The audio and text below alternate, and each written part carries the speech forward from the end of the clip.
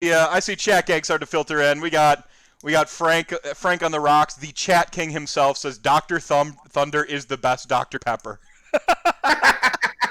Look, no, it's Mr. Bob, because even though he doesn't have his doctorate, he runs that goddamn hospital, and you will give him respect. Yeah, Mr. Bob, Mr. Bob.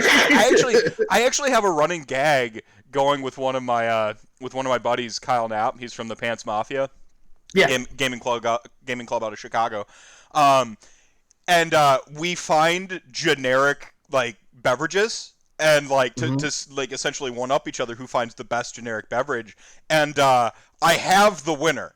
Okay, I have the winner for you right now in the what is my equivalent of a cold open, the banter before the show. Within the that has a show within the show, so like we go deep. It's like Inception. Yeah, exactly. Yeah. Boom, Inception noise. Ah! Dude, I don't know why Inception gets shit on. I actually kind of I quite love that enjoy it. movie. I actually really like it. No lie, that's one of my top 5 favorite movies. All no right. bullshit. I love that goddamn movie.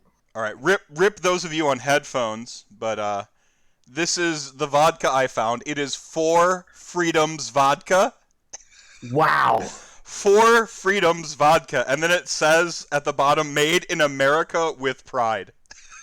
This vodka, and I bet you $10 it's neutral grain spirits, like a Kessler's or something like that. It's not even really vodka, because usually they talk about multiple distillations on there. No. There is no multiple distillations on 4 Freedoms vodka. I think That is the American cheese of vodka. Well, I actually found out that American cheese is cream cheese and cheddar, like technical American cheese. So it has. Oh, go ahead. So fun fact, because I was weird backstory.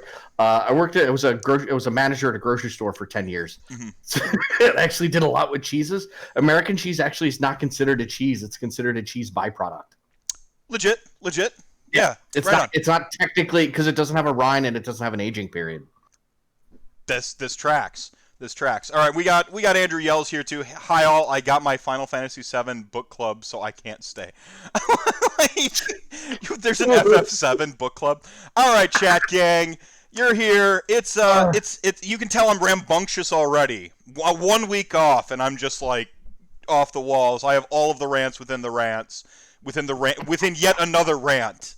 But I am the magical Mr. Mephisto, of course. Welcome to episode 54 of RantCast. I am, as always, the magical Mr. Mephisto, the most dangerous man in Age of Sigmar. I am joined tonight by Jarid Neiman of the 0-5 podcast, VP of the Basement Wargamers, and a relatively accomplished, a rather accomplished KO player. But he claims to be the total package Duardin aficionado. Hundy P, son. How's it going tonight, man? I'm doing good. How you doing, bud? I'm living the dream. I am. Nice. It's not my dream, but it is a dream. Yeah, somebody's. And your beer o'clock. I'm hitting the rum. I was telling you earlier. I'm rocking. I've got a Kraken for me this evening, and if all else fails, I've got Captain Morgan on the shelf. Yeah. See, back in college, my go-to was private stock. It was really expensive, but a couple pulls from private stock, and that'll do. It's just got to do the job. Right on. And the Mad Lad Soren popping off. Subscribed with his tier 3 sub for 10 months now, which is about as long as RantCast has been running. So thank you so much for that. Damn, Daniel. Damn, Daniel. Back at it again with the white vans, dude. That meme gives me happiness. Every time. Like, you watch the video, it's just someone so happy to, like, man. Dude, just walk into the school, white fans, proud.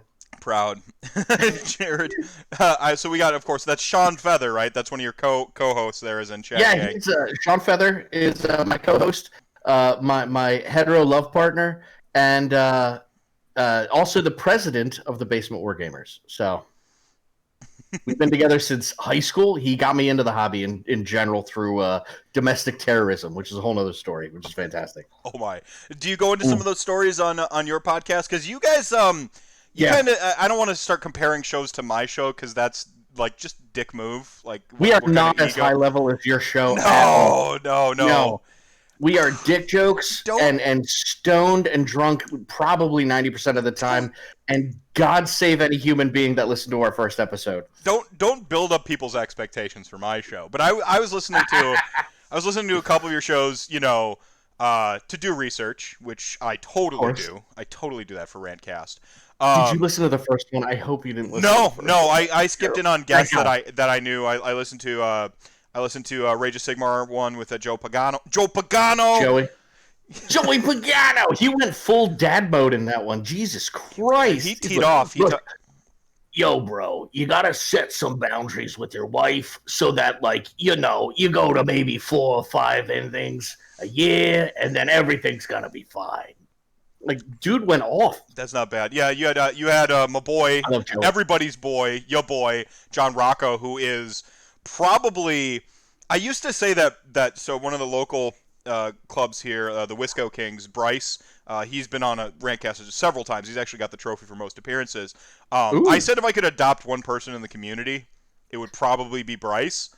John Rocco is in contention for that. He's such a fucking darling. I don't think I've met a kinder. Yeah, man. It's amid a community of some of the nicest people on the fucking planet. John Rocco's up there too. So. Johnny Rocks is a fantastic guy. He's actually part of our club. He did move into Washington or something like that because his wife's a lawyer. So they're smart people. But no, John's fantastic. He was on our episode. He talked about Tabletop Simulator, tons of different shit. Right. Didn't get a chance to actually play against him while he was here. Bro's dodging me. Well, that sounds like that's a grudging. Oh, 100%. 100%. Marok Wolf, how's it going, my buddy? How's it going, my dude? So where's the Sigmarite hammer? I like the las gun, by the way, someone says. Oh, hold on. Soren says. I got you, bro. There they are. There's your hammers. Yeah. There you go. Oh, my God. The zoomy empress of everything is showed back up. Joanna, how's it going, my friend? Oh shit. Why don't you tell me actually a little bit about Basement Wargamers, because I didn't realize this was a big deal until we were kind of talking in the pre-show there. Yeah. So I'm the vice president of Basement Wargamers. We started as a club, so to speak, as a basement club. A few years back. Sean and I kind of both started out in high school, and then we didn't start as a club until I came back maybe 6-7 years ago. And if he's in the chat, he can tell the actual numbers. I'm a fucking moron when it comes to actually remembering time. But it was just a small group of us. We were called the Basement Wargamers because we played out of Sean and his twin brother Aaron's basement. We used to hold. They had a big basement too, which is nice. So we used to hold tournaments down there. We could get up to 12 people. It's pretty sick. And then I want to say 3 years ago, we decided to take the club into a more semi-professional direction, in the sense that we were going to start having dues so that we could start running events, so we could start, really helping not only the community but the people that wanted to be involved in the club. So we actually currently have a full council that's voted on every year by full club members. So anyone within the club can be the president, vice president, whatever. We have 60 paying members who pay $40 a year. With that, they get certain benefits, though, for being within the club, such as we have 2 friendly local gaming stores that we go to a lot. We had a third one, but some things worked out around that. And they give us 20% off GW product. Big shout out to Model Bonnet Hobbies. And also, we'll be opening in August a brand new store. One of our own Basement Wargamers, Mike DeChico, who is also on the 0-5 podcast, our third wheel. He's going to be opening up his store with another Basement Wargamer named Jordan Bartos, Palladium Games. I want to say sometime in August. Palladium Games. So are you? I don't suppose he happens to be familiar with Palladium Books, which is an RPG company. 100%, actually. So they had to make sure it was okay from a licensing perspective. Had to talk to some media's lawyers. Got my fucking wrist. Yes. So everything was cleared. So they're good to go with that. Everyone's been a huge help to us. Like I said, we've been doing it's $40 a year for full members. We have an extended membership for people outside of 30 miles because you're not going to get all the benefits. So, and I think that's reduced to like 15 or $20. But what it ends up being is you get 20% off the GW products from our vendors. Also 5% off any Basement Wargamers run events. And we were, up until COVID hit, doing monthly RTTs for both Warhammer, for Age of Sigmar and 40K. Mm-hmm. So, bunch of shit. And in case people aren't too familiar with the like tournament scene, what's an RTT? Rogue Trader tournament was the original one. Basically, small one-day tournaments. Right. Okay. So, like 3 rounds, something simple. 1 day or three years. And you guys, you tend to use the ITC like rankings, or we do. Pagano's going to kill me for it, but whatever. We're big fans of the ITC. We're good friends with Garrett Mulroney and them, so we're actually going to have Garrett on the show at some time soon. Garrett's a good dude. He was on RantCast with John, and it was a good time. Dude, fantastic. Garrett, James, Alex, all of them, awesome dudes at Left Coast Corsairs. Yeah, Alex, I gotta talk to. We talk a lot on Twitter, like we interact because we both like huge like death homers, like huge like. Oh yeah. You know. So we talk on Twitter. Dude, sick with his dad. But I haven't like physically had a conversation with him, so I got to get him on the show sometime, I think. Great guys, will be awesome guests. Right on. Just sorry, catching up with checking there, but yeah. But no, say Palladium Books is like still my favorite like RPG like set like of stuff. So you like say Palladium, hell yeah. Kiss up some good shit. Yeah, absolutely. Like, good stuff, good taste. But speaking of ITC, so you're like, you actually messaged me like a while back, and you're like, hey, if you're gonna talk dwarves, yo. Absolutely. But maybe give Chat Gang here a little bit of a background on your experience with dwarves, maybe where your interest with them started. You know, just give us the as many minutes as you need. So interest with dwarves. Sad to say, I liked elves when I was like a teenager, and going through that creative phase. Yeah, nice. But then I realized I'm a fat, bald, bearded man that enjoys beer and making things. So after a time, I started getting into dwarves a little bit in Warhammer Fantasy, but not much. I started collecting more of them and not actually playing. I did play old fantasy, but with Empire mainly at that point in time. And then when Age of Sigmar came out, I know that I just like cannons and guns, man. But then when Age of Sigmar kicked off, even before points, one of our other buddies, Nick, decided in the club, said, hey, do you want to try this out? There's no points, but we'll see what happens. I'm like, yeah. So I've been collecting these dwarves. I figured let's try it out. And then started reading it more into dwarf lore. Enjoyed the dwarves a lot. I wanted to see the dwarves come into Age of Sigmar, and then Carriage and Overlords came out, and I fell in love with them because it's the steampunk aspect, along with the dwarven aspect, along with, drinking, flying, piracy, guns, blowing shit up, and being drunk as fuck at the same time. I loved all of it. So then that got me to read more into the lore. It got me to be like 100% dwarven individual with everything. So that was my big kick. And then just reading everything known to man when it comes to the lore behind dwarves and Duardin and everything. See, one of my like sort of main sort of premises or notions about this game is that folks tend to find like that thing that resonates with them, and you don't if you come into AOS, you don't necessarily find it right away, but eventually something like just hits, and you're like, this is my jam, like this is my thing. And it almost like starts, it's like just this resonation between like your personality and like the models or something in the backstory, just some thread that just like you grasp onto, and then you like this like own it, and then you just like own it forever.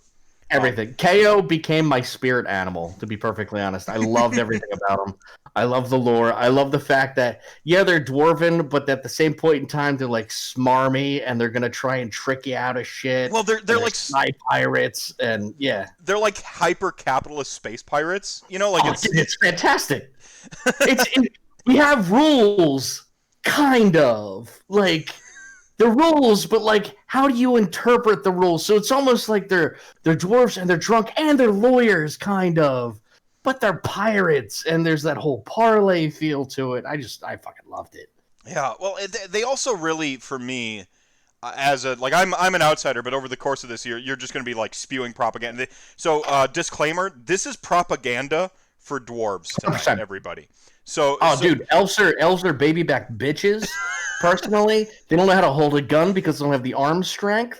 see, look, Those knife ear bastards. yeah, see, fake racism way better than real racism. Don't be a real 100%. racist, right? No, like like I don't like.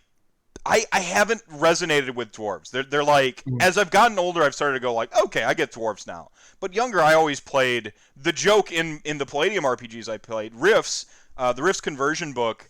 Yeah, that's Palladium twice now, everybody. So drink. The first one doesn't count though, I don't think, because that was totally on you. All right. But the conversion book has a line that like there are 200 fantasy elves on Rift's Earth, and it's like the joke in my group of friends is like, yeah, and every one of them is one of Mephisto's characters. Like, because I played so many of the elves back then, but like they got bonus initiative and a bonus melee attack. And if you're familiar with the Palladium book system, bonus melee attacks are very nice. Like they're so good. I'm more of a D&D nerd myself. Yeah, so imagine if you have like an extra if you have a bonus action, an extra like bonus actions, yeah. Yeah, like an extra bonus action every that can be used for Fightan. Like so like they were. And dwarves got, like, nothing in Palladium's rules. Like, they had more hit points and stuff, but, like, hit points don't matter because armor actually has, armor takes damage in Palladium systems. You know what I call that, man? You know what I call that? What's that? Racist. Racist, yeah. But, actually, like, good on Dungeons & Dragons. They finally announced they're doing away with, I know this is, like, super contentious, and this is our first rabbit hole of the night, but they're doing away with, like, racially evil and stuff like Modifiers. That. Like racially evil. Yeah, they're doing away with like things are like racially evil. So like orcs like aren't. Drow? Yeah, Drow aren't evil. Like their culture may be evil or whatever, but the race itself isn't like born evil. That's interesting. So I think it's a good. I think it's a good direction. It's different. I can't say it's bad. I can't say it's good at the same time because there's something about. So I'm a child of the Forgotten Realms, so all that kind of stuff. They had very distinct stuff. The fact that it was fantasy made it that much more interesting. That you had these drow that were. So, and I'll put it this way: the thing that annoyed the shit out of me most whenever I'd find anything role playing was I'm a drow, but I'm a good guy. Like the R.A. Salvatore stuff, like Driz Duardin. Everyone was Driz Duardin. It's just like, can't you play a bad guy, man? Well, Marok Wolf is popping off here now. The new Mad Lad. He says, "Look at me, I am the Mad Lad now," with 10 gift subs. Thank you so much. Thank you so much, Marok, man. Cheers, cheers, my guy. Damn, absolutely. He's also the winner from the Ranties, the RantCast guest most likely to be a werewolf. So, not a full moon right now. So is in chat. Coincidence? Coincidence? I don't know. Mark's safe from werewolf attack. Right. No, I see. The thing is, like look about humans, right? Humans can be anything. Like you can have the evil human, and you can have the human, but like the human thing doesn't say, "Oh, humans are evil" or "humans are good." It doesn't say any but that's the neat difference for humans. It's like a very human specific thing, so? And like you can dip into these other races and realms and see like here is. Like Sverfneblin, I'm bringing in Dwerger. Dwerger are naturally evil. Sverfneblin, which were just dark gnomes, they were naturally evil, and it was interesting to see something that is born with that much hate and anger and destruction in it. But is like anger and destruction, are these humans possess anger? Is that inherently evil? Fair. Like right, and why I will defend it is like it was cool to see that. But like we've seen that for 50 years of gaming. Like it's okay to go a different direction. And if you want that stuff in your game, just put it in here. But I think about my kids now growing up, not having to like have this notion of you're gonna want to play Driz Duardin anyway, like you were saying. Like you're gonna want to be the good drow anyway. And to like I like to yes and my players, not know them. You know? That's fair. So and to enable them to like it enables possibilities at the tabletop. That's what I think it's doing. I think it messes with people's understanding of what they grew up with, and there's always pushback against that. Hello, Age But of you know what? Sigmar That's a and the World good of thing. Wars. Yeah, That's a good thing. it's milk activate. Frank. Davis joining chat there, but yeah, like you're saying, I think it's good to kind of check yourself periodically. Yeah. Like because we've been running games this way for this long. Is that still the best way to run it? Yes, no, and like again at your table, do whatever the heck you want. Oh, dude, 100%. You know, like 100%. with consenting adults playing games together. You know, but like we're getting into this like social era of RPGs. Yeah. Where we're playing more and more RPGs, and it's just on my mind because of all this Soulbound stuff. But like, we're playing more and more games with strangers, and I think giving strangers an even keel. It makes it more interesting. It gives more options. I see where you're coming from on that, definitely. Yeah, definitely. Yeah. Speaking of Soulbound and speaking of KO propaganda, KO seemed pretty fucking nasty in Soulbound. As like ranged attackers and stuff, just looking at some of those rules, they look kind of nasty. Mm-hmm. I'm sorry, could you repeat that? I got caught reading and listening at the same time, and it just like short circuited. I'm saying the Soulbound rules for KO seem pretty fucking nasty. Dude, they get the best equipment. It's like them and Stormcast, and if you want like certain builds, you'd rather be KO. Absolutely. You want to shoot something to death? Absolutely. Yeah, like if you want to be like a dual-wielding like gun pirate, you want to play KO. They have the best guns. And I'm sorry, who doesn't want to be a dual-wielding gun pirate? I don't know. Exactly.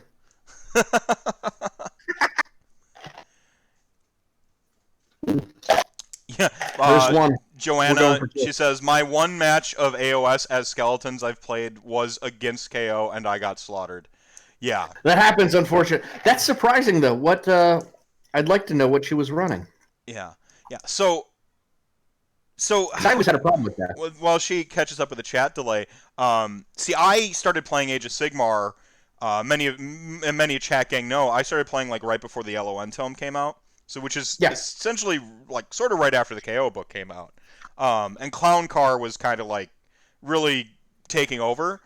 So I'm gonna jump in there afterwards, but successfully, I never ran Clown Car.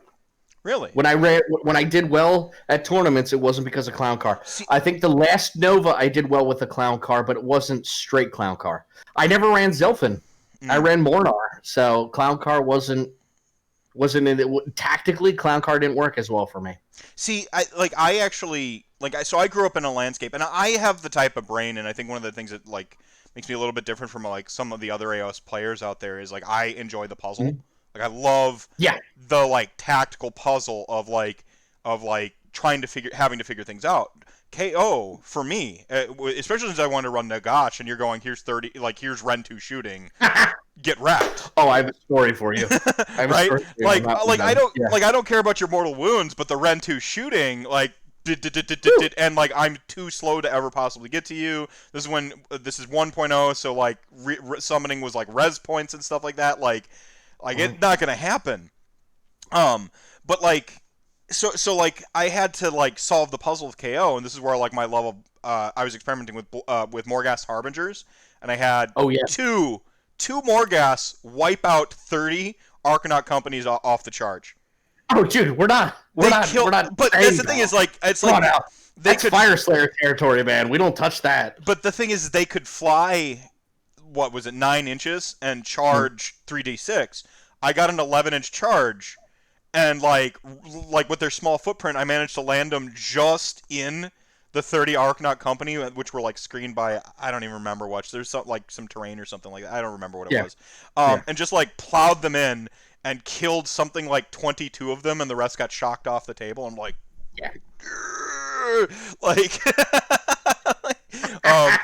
But like that's the thing is like I wouldn't have had that moment if I'm just like, oh, screw Clown Car, I'm afraid to like it counters my army. Like to work the puzzle, to like try to solve, like, okay, you know, a guy's playing Clown Car in my local meta. Yeah. I have to know how to beat this, even though it's a better quote unquote or a hard counter to my army. And that's what eventually landed me on Black Knights, and why to this day love Black Knights. Like, it's just like, Dude, they're great. like I've had Black Knights run rickshaw through my lines. Nasty. Yeah, and now with the mercenary company, what is the Black Rose or something like that, mm, where you can run those dudes in there. That's gross for a mercenary company. yeah. I think so. I'll say the one thing I think that kept me away from Clown Car was local meta. Sean, who I play a lot, he ran Corn, and he was the guy that would run like 120 bloodletters. So like he'd flood the field, and if I tried Clown Car, I got nowhere to deep strike into. So I kind of stayed away from that from the beginning, and because of that, I didn't fall into in my mind, the trap of a Clown Car. Well, and there you are. You're solving puzzles there, right? Like now you Yeah. have a puzzle to solve because your local meta. You've got a player who's like woke to your clown car shenanigans, and so now you have to Yeah. you have to mix it up. So this goes back about 3 years then would have been that version of KO now, right? Like Oh yeah, that. yeah. I've been with them since the beginning. Right. So what I was trying to mention kind of early is they struck me in that time period like, oh, this is Age of Sigmar. You know, I had played Warhammer Fantasy Battle. I think we pinned it down to like 5th edition, 4th or 5th edition. Like middle school, like 1997. You know, like mid 90s, up into the early aughts, and then I went off to college and played 40K because that was the game there. To 40K. Hey, I started in 40K, man. I understand. Yeah. I understand. No, I'm not. New 40K is coming out. You know, if you guys are happy about that, I will never yuck somebody's yum. Get at it. Have fun. You know, I'm not that guy, but I am going to meme on it, and you just got to accept it. And can I just say, I love the fact you use the term yuck somebody's yum. Yeah. Because I never heard of that until our one buddy Rowdy, who we were going to have on the show, who is a character in and of himself. We call him the master yum yucker general because that's all he says. I'm not yucking your yums, buddy. So, yeah. I knew it because there was a porn store in Milwaukee who used it as their slogan. And not that I ever shopped there. My friend worked there. But that's porn store or porn star? Porn store. Oh. Yeah. Yeah. So buddy that worked at a porn store, he said it was the best time of his life. This was the weirdest shit he ever saw. I don't know too much about it, honestly. That's not my it's not my yum either. I'm very generic, vanilla, lame kind of guy, but oh man, gotta open up those. I know. Open up those windows, bud. Yeah. Get out there. Yeah, maybe. Yeah, holding hands. Ah.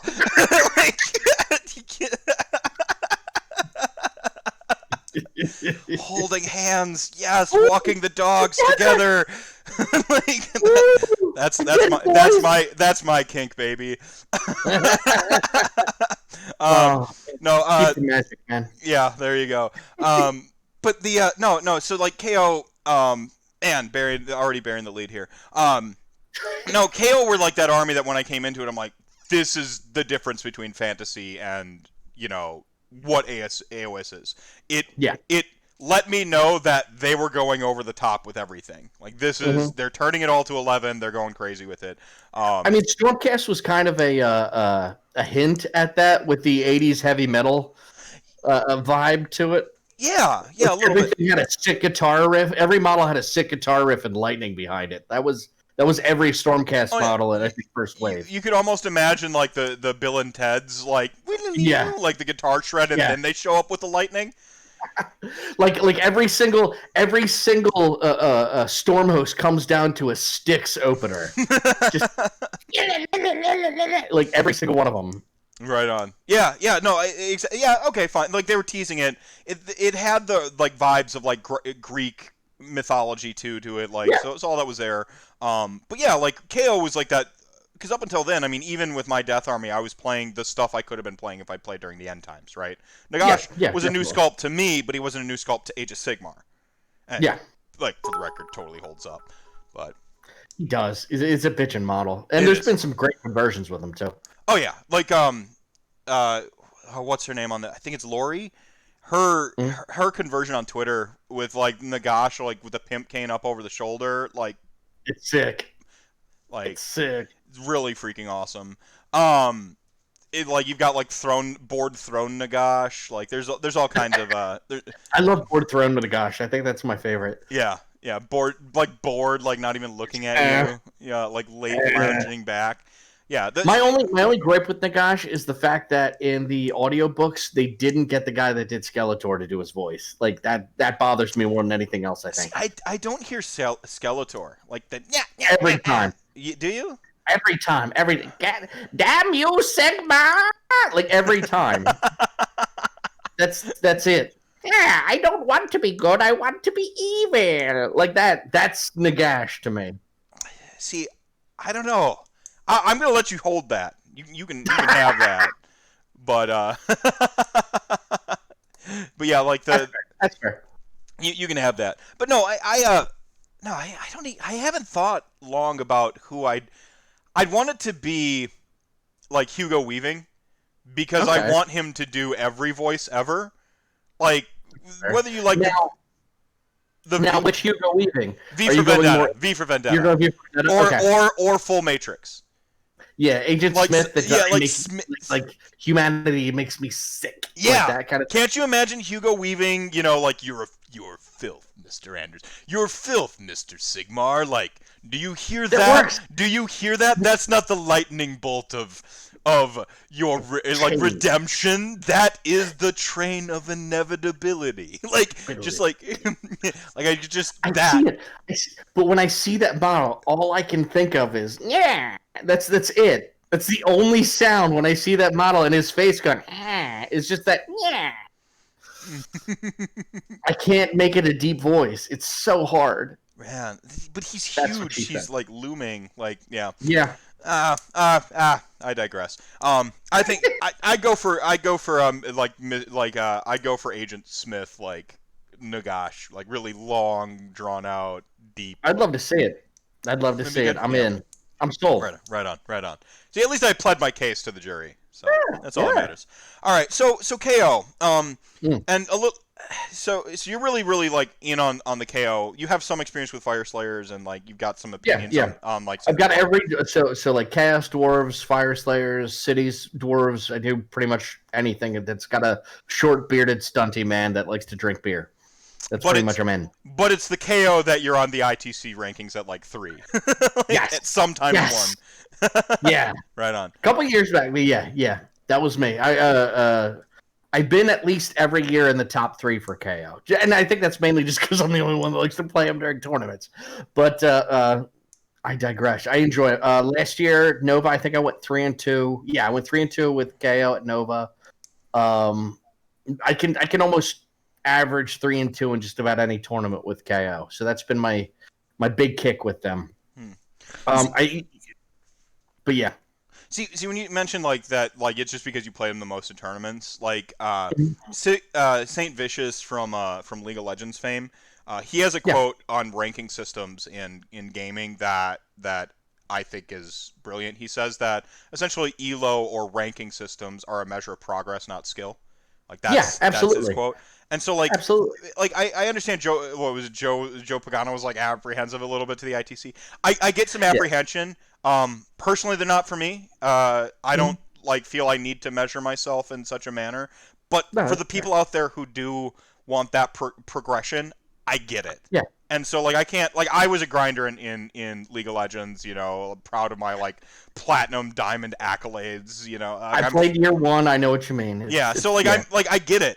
But then it's also like it's it's again it's awesome for people who want it, and I think I think that we have a natural proclivity in competition to want to look at the numbers, like we want to see the numbers. There are so many statistics shows and statistics breakdowns that did not have something like an ITC. I think would be a burden on the populace. Or what was something right? Or what was conversation like before LLV did the LLV stats, right? Exactly. Yeah, Joel McGrath in Australia can take Beasts of Chaos 4-1 every time right now. But their stats, showing around a 40% win rate. That's information you'd like to compile with when you're trying to like think, hey, am I getting a false read on these numbers? Are these numbers legit? Is it closer to something, blah, blah, blah. But to even begin to have that conversation, you got to have some litmus test, some measure. You need some statistics. And honestly, and this is what and you heard with the show, but the one big thing we talked about in terms of ITC ranking, it's a personal journey more than anything else to see, hey, can I get up in these ranks? It's not how am I compared to this other dude? Whatever. I don't know half of these people on this list. Some of them I do just from going to tournaments, and it's great. And what's cool there is I get to see their name, and I'm like, oh, okay. I kind of want to talk to that guy because they're really good at this army. I'm going to know why they're good at this army, at least in terms of ranking. So I can talk. It brings a mode of conversation. And then for someone like us who have a big gaming group, we look at ITC more for the team score than we do for individual. Mm-hmm. And at the very least, like everyone, I'm going to tell you right now that the reason our podcast is called 0-5 is not an incident. Most of our guys, myself included, we're not that terribly good half the time. We're in it to have fun. And 0-5 is actually named after my one good friend, Sean's cousin Don, and then our buddy Rowdy, who consistently at tournaments go 0-5. So we call them Owens.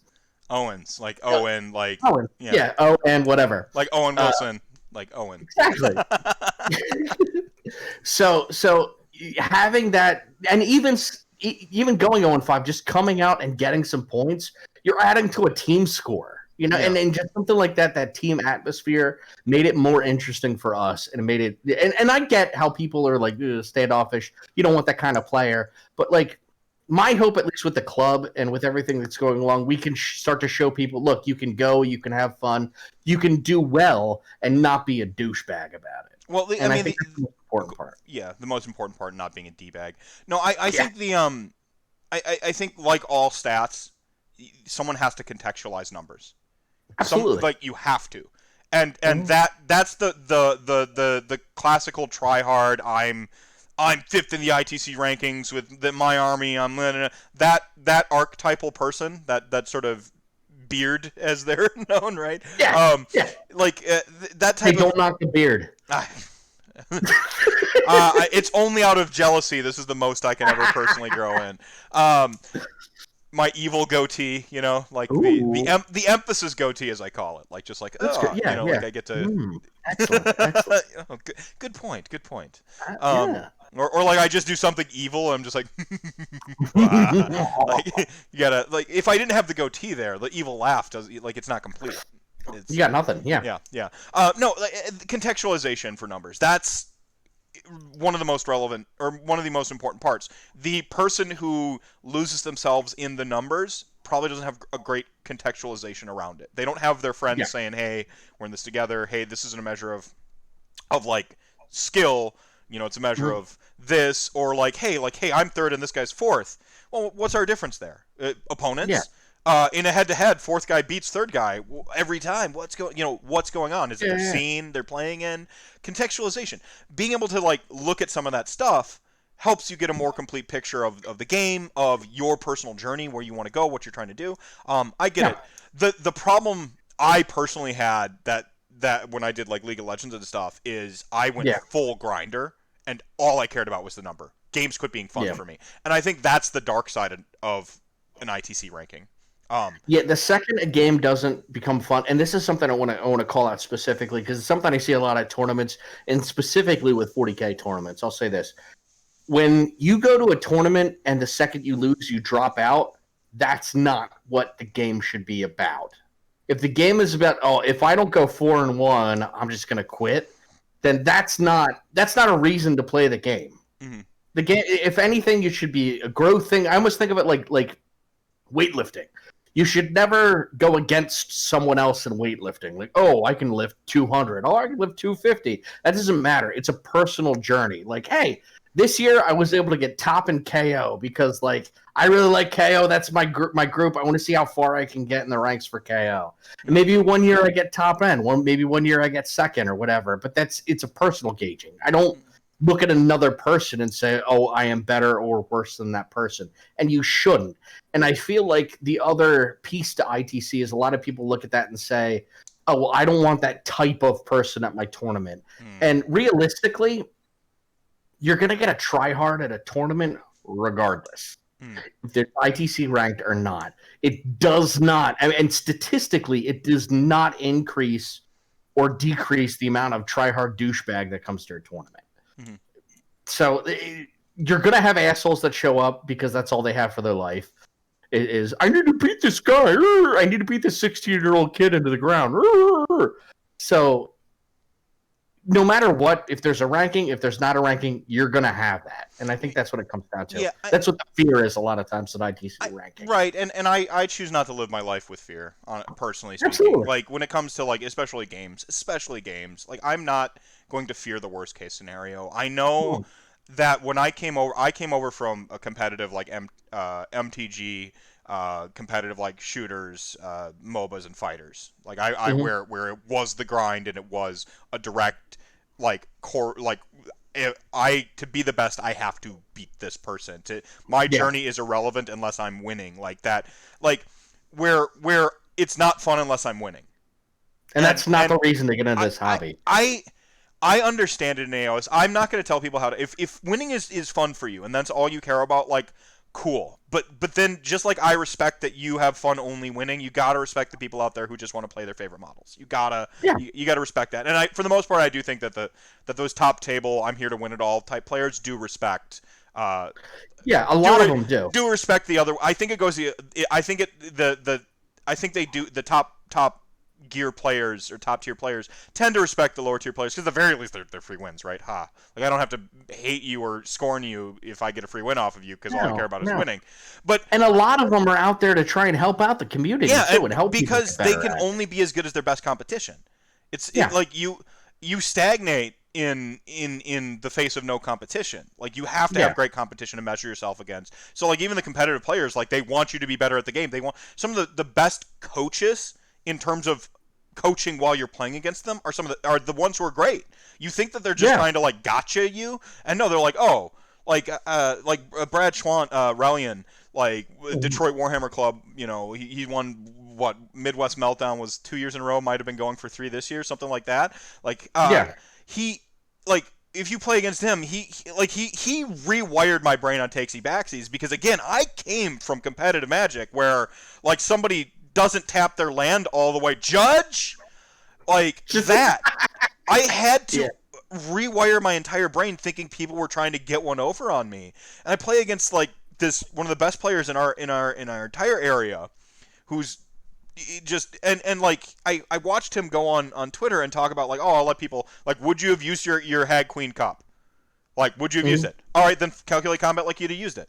Like, now, personally, I need that. That's a test on themselves, too. Right. Because it's like they don't want to feel like it's a cheap win. They want you to play to the best you can. Right. To see what can I get out of this. So, Right, and so I've actually, like, before I was like, oh, you know, like, takesy backsies are reasonable within a certain threshold. And now it's like, oh, like, you would have cast the buff, like, in your hero phase? Well, just roll the dice real quick. Like, I don't even care. It doesn't, like, you moved your model's combat starting, you're like, oh, I forgot to cast my buff. I'm like, dude, cast it. I mean, I've gotten a guy, so I'm just gonna, like, Dikembe Mutombo that shit anyway. But no. no. My house. But I'll like, go ahead, roll the dice. Like, I don't, because I'm not there. I don't know. I've ended up in this liberating place where I don't feel I have anything to prove anymore. And that's really arrogant to say, but it's like, but no one should. I'm a social gamer at this point, like, this stage. Like, I'm playing to talk to people, play, have fun. Like, I will play as hard a game as you want.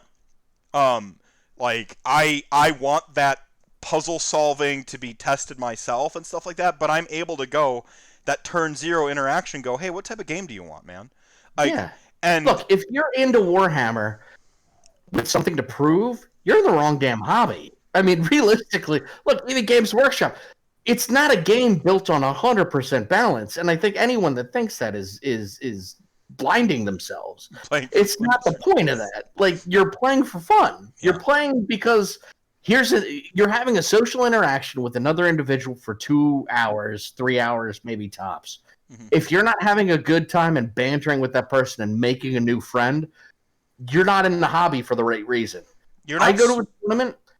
Every time I go to a tournament, I think, how drunk can I get and how many new friends can I make? Yeah. Those are the two most important things to be at a tournament. Yeah, Can I you're not do something you're not stupid speaking and like then- the third ranked ITC KO player right now. This is way I do not respect not nearly chippy and cruel enough. I don't like this. No. No.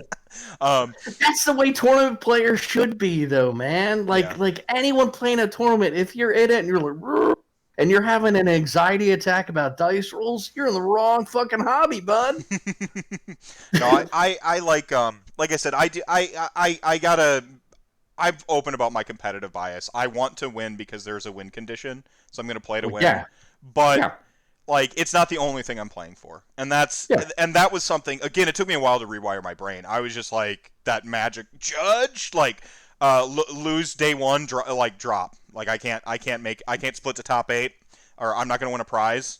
Like, Drop. what the heck? Get out of here. And Warhammer, that's not the way to be. That's not the way to be at all. To be fair, I don't really catch that many people either. No, in AOS specifically, I don't see that. I see it more in 40K, unfortunately. But I think that's road to change too. You know, it's just all the cool people came to AOS. I mean, that's unfortunately. Alex here, Vanilzas, is like, he's destroying my KO narrative. I would expect him to actually everyone from deployment, or point out it's as written. According to the code, Alex. No, dude. So I played Mordor, so it's stealthy, sneaky bullshit, and I'm gonna drink and see when you do something wrong and then shoot you for it. So that's what it was. Yeah. No, It's brilliant. more like guideline. Right. So I guess how do you want to proceed talking about KO? You want to talk about the fluff and the narrative? It's up to you, man. I can do any of that. Fluff wise, I think it's really interesting. You take a race of individuals, the dwarven race. If you look at old fantasy, it's very staunch. It's very traditional. And when the end times came, half the dwarves are like, "Fuck this, we're sticking around." The other half, the dwarves are like, "That's fucking stupid. We're just gonna let chaos run over us." No, we're gonna build fucking awesome shit skyships because we're geniuses, and we're gonna go into the sky and we're gonna wait until this whole thing fucking blows over. It's the classic Shaun of the Dead thing. We're gonna go to the Winchester when this whole thing blows over, and that was the KO mindset. And then they waited it all out.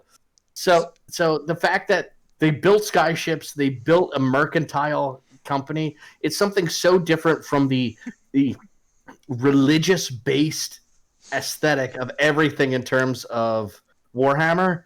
You take this group that's like, fuck it, I like science better. And then we're going to make some skyships and go in the clouds. Science! Yeah. Science for the win every time. Yeah. Like, they're on the... It's the old meme where, like, the scientist is on the bathtub surfing with the goggles and just says, "Science!" Science, what have you done? Yeah. Right. And that's the pieces to KO I love. Yeah. They decided that, you know what, fuck it, we're gonna go in the sky, we're gonna build some shit, and then everyone's like, well, where's the king? Where's the Thane? Fuck them. Fuck the oligarchy. We're just gonna base off of how cool are you? What do you do for us?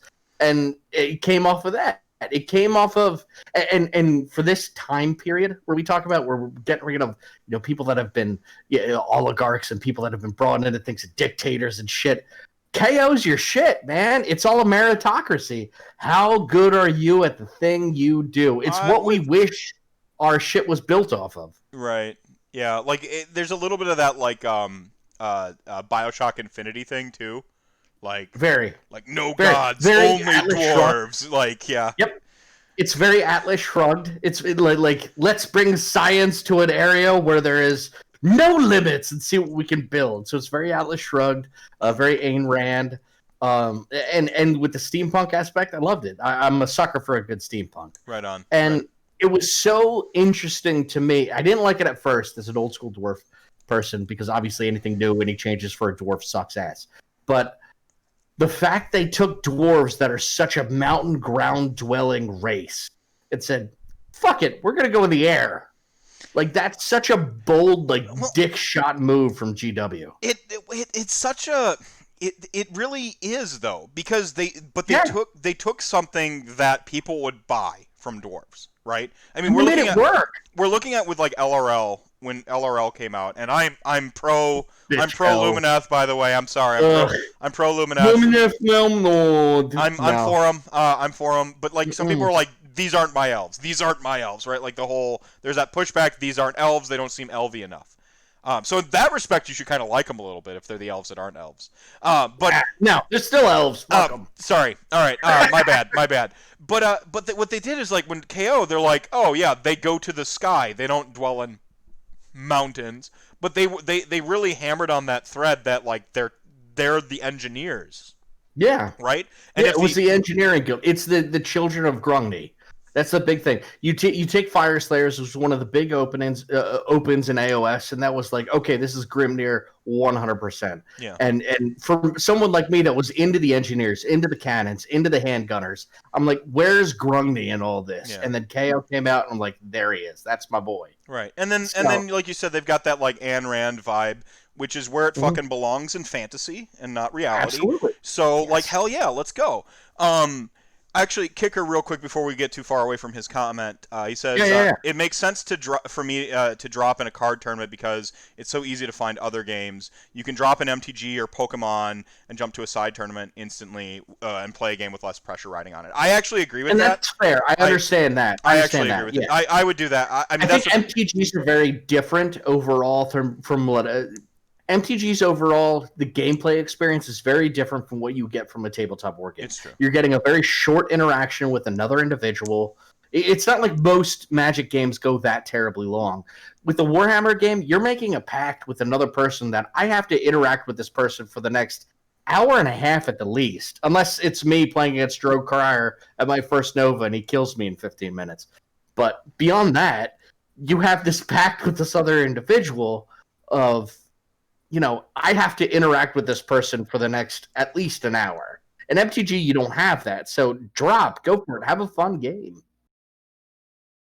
Yeah, right on. Thanks for hanging out with us, Alex. Oh, yeah, Joanna says, to me, the best take on dwarves in fantasy is that they're the most technologically advanced in the world, so KO fit that rather perfectly. So in that aspect, I like 100% agree. Yeah, I agree with her there, too, where it's just you take that, like, the one half of something people will buy from dwarves is they're technologically advanced, and and they just, like, they hammer that thread home, and so I think that helps sell the KO. Where we're seeing some pushback with LRL. These aren't elves because they're looking for something to be elf-like in the way that it's like super elfy, but they where dwarves have this they're Scottish beer drinking technologically advanced stereotypes, right? Like they have this stuff this like sort of mythos that's kind of baked into like what their identity is as fantasy. Elves I think they have a little bit more of a ambiguous fantasy understanding because you go with like a more of a like a Hans Christian Andersen fairy tale elf, or do you go with like spoiler, people go with a Tolkien elf. That's what most people's vision of an elf is. And so, what is a Tolkien elf? Well, it's a lot thinner than But I mean, and I'll say this, and this is the only time I'm going to defend an elf. First off, number one, here you go. One interesting thing I think Games Workshop has done with all of these races when they build up a new race, they find an aspect of one of the old races, and they build an army around it. Like, if you look at dwarves at that, you take an aspect of the original dwarven race, the Slayers. Like, it was a wonderful concept, great backstory, and they decided to make an army out of it. Mm-hmm. With KO, you take an engineer. They take one engineer and a cannon, or they're like, I want to make an army out of an engineer and a cannon. How do I do that? Mm-hmm. KO. Yeah. And I think with elves, it's a little bit harder, but you're seeing that between Iden and Thiepkin. You're seeing that within Lumineth Realm Lords with the light aspect and the elemental aspect and the very Persian, Asian themes that are built into them that are just interesting. And if you look at a lot of the Asian, not the Asian, but the Elven backstories, they have a very Asian-esque root to them with a lot of the honor codes and the understanding of connection to nature and land and stuff like that. And wonderful things and art and a lot more pictures and shit. Yeah. Well, I mean, like Asian culture developed literally 1,000 years ahead of like sort of Western society, Absolutely. Right? Like, And even with like Persian culture and stuff like that, you see those advancements there, and those you see aspects of that in the Lumineth Realm Lords, which I think is something that's really interesting that Games Workshop's done with building out a lot of their new races. I agree, and I think at even a surface level with Lumineth Realm Lords, before we get back to talking how sweet dwarves are, Of course. is I think they took Get a little sick talking about elves. Yeah, I know, it's kind of sucky for the dwarf episode. But come on, the best part of the Lord of the Realms films is the relationship that matures between Legolas and why am Gimli. Thank you, Gimli. I wanted to call him Gamgee, and I'm like, that's dare not it. you. I don't know, man. I told you. That's the Hobbit. That's Sam Gamgee. I know. I'm just like, come on. No, I I know. Which, not to go off topic, but where the fuck are the halflings and all this? Well, the squats. Right? Why didn't they do more with the cities? That's the only halfling the only bump one that wagons was and stuff. Yep. Yeah. I want to see more halflings. They mention them in some of still a little bit in some of the cities books or in some of the cities stories as I recall. Oh yeah, still definitely. talk about like them, but yeah, no army. I don't know. They're playing Blood Bowl. True. True, Frank. No, but like I think the common we talked about like how like elf, like what is elf? The winners, like when we say what is dwarf, we have like a pretty decent stereotype of like dwarf, and elf has this sort of like a little bit of a disconnect, a little muddling because you have like sort of fairy tale versus a lot of different aspects. Tolkien, yeah. The nature connection I think is one of the ones that thread that remains. Mm-hmm. And in that respect, I think they've stayed honest to it. They've shifted the nature from the trees to like this notion of the zenith, the moon, and the mountains, and so on and so forth. They've made them into like earth, air, fire, water benders, which is awesome. Come on, could it be more timely for what's on which just got brought to Netflix?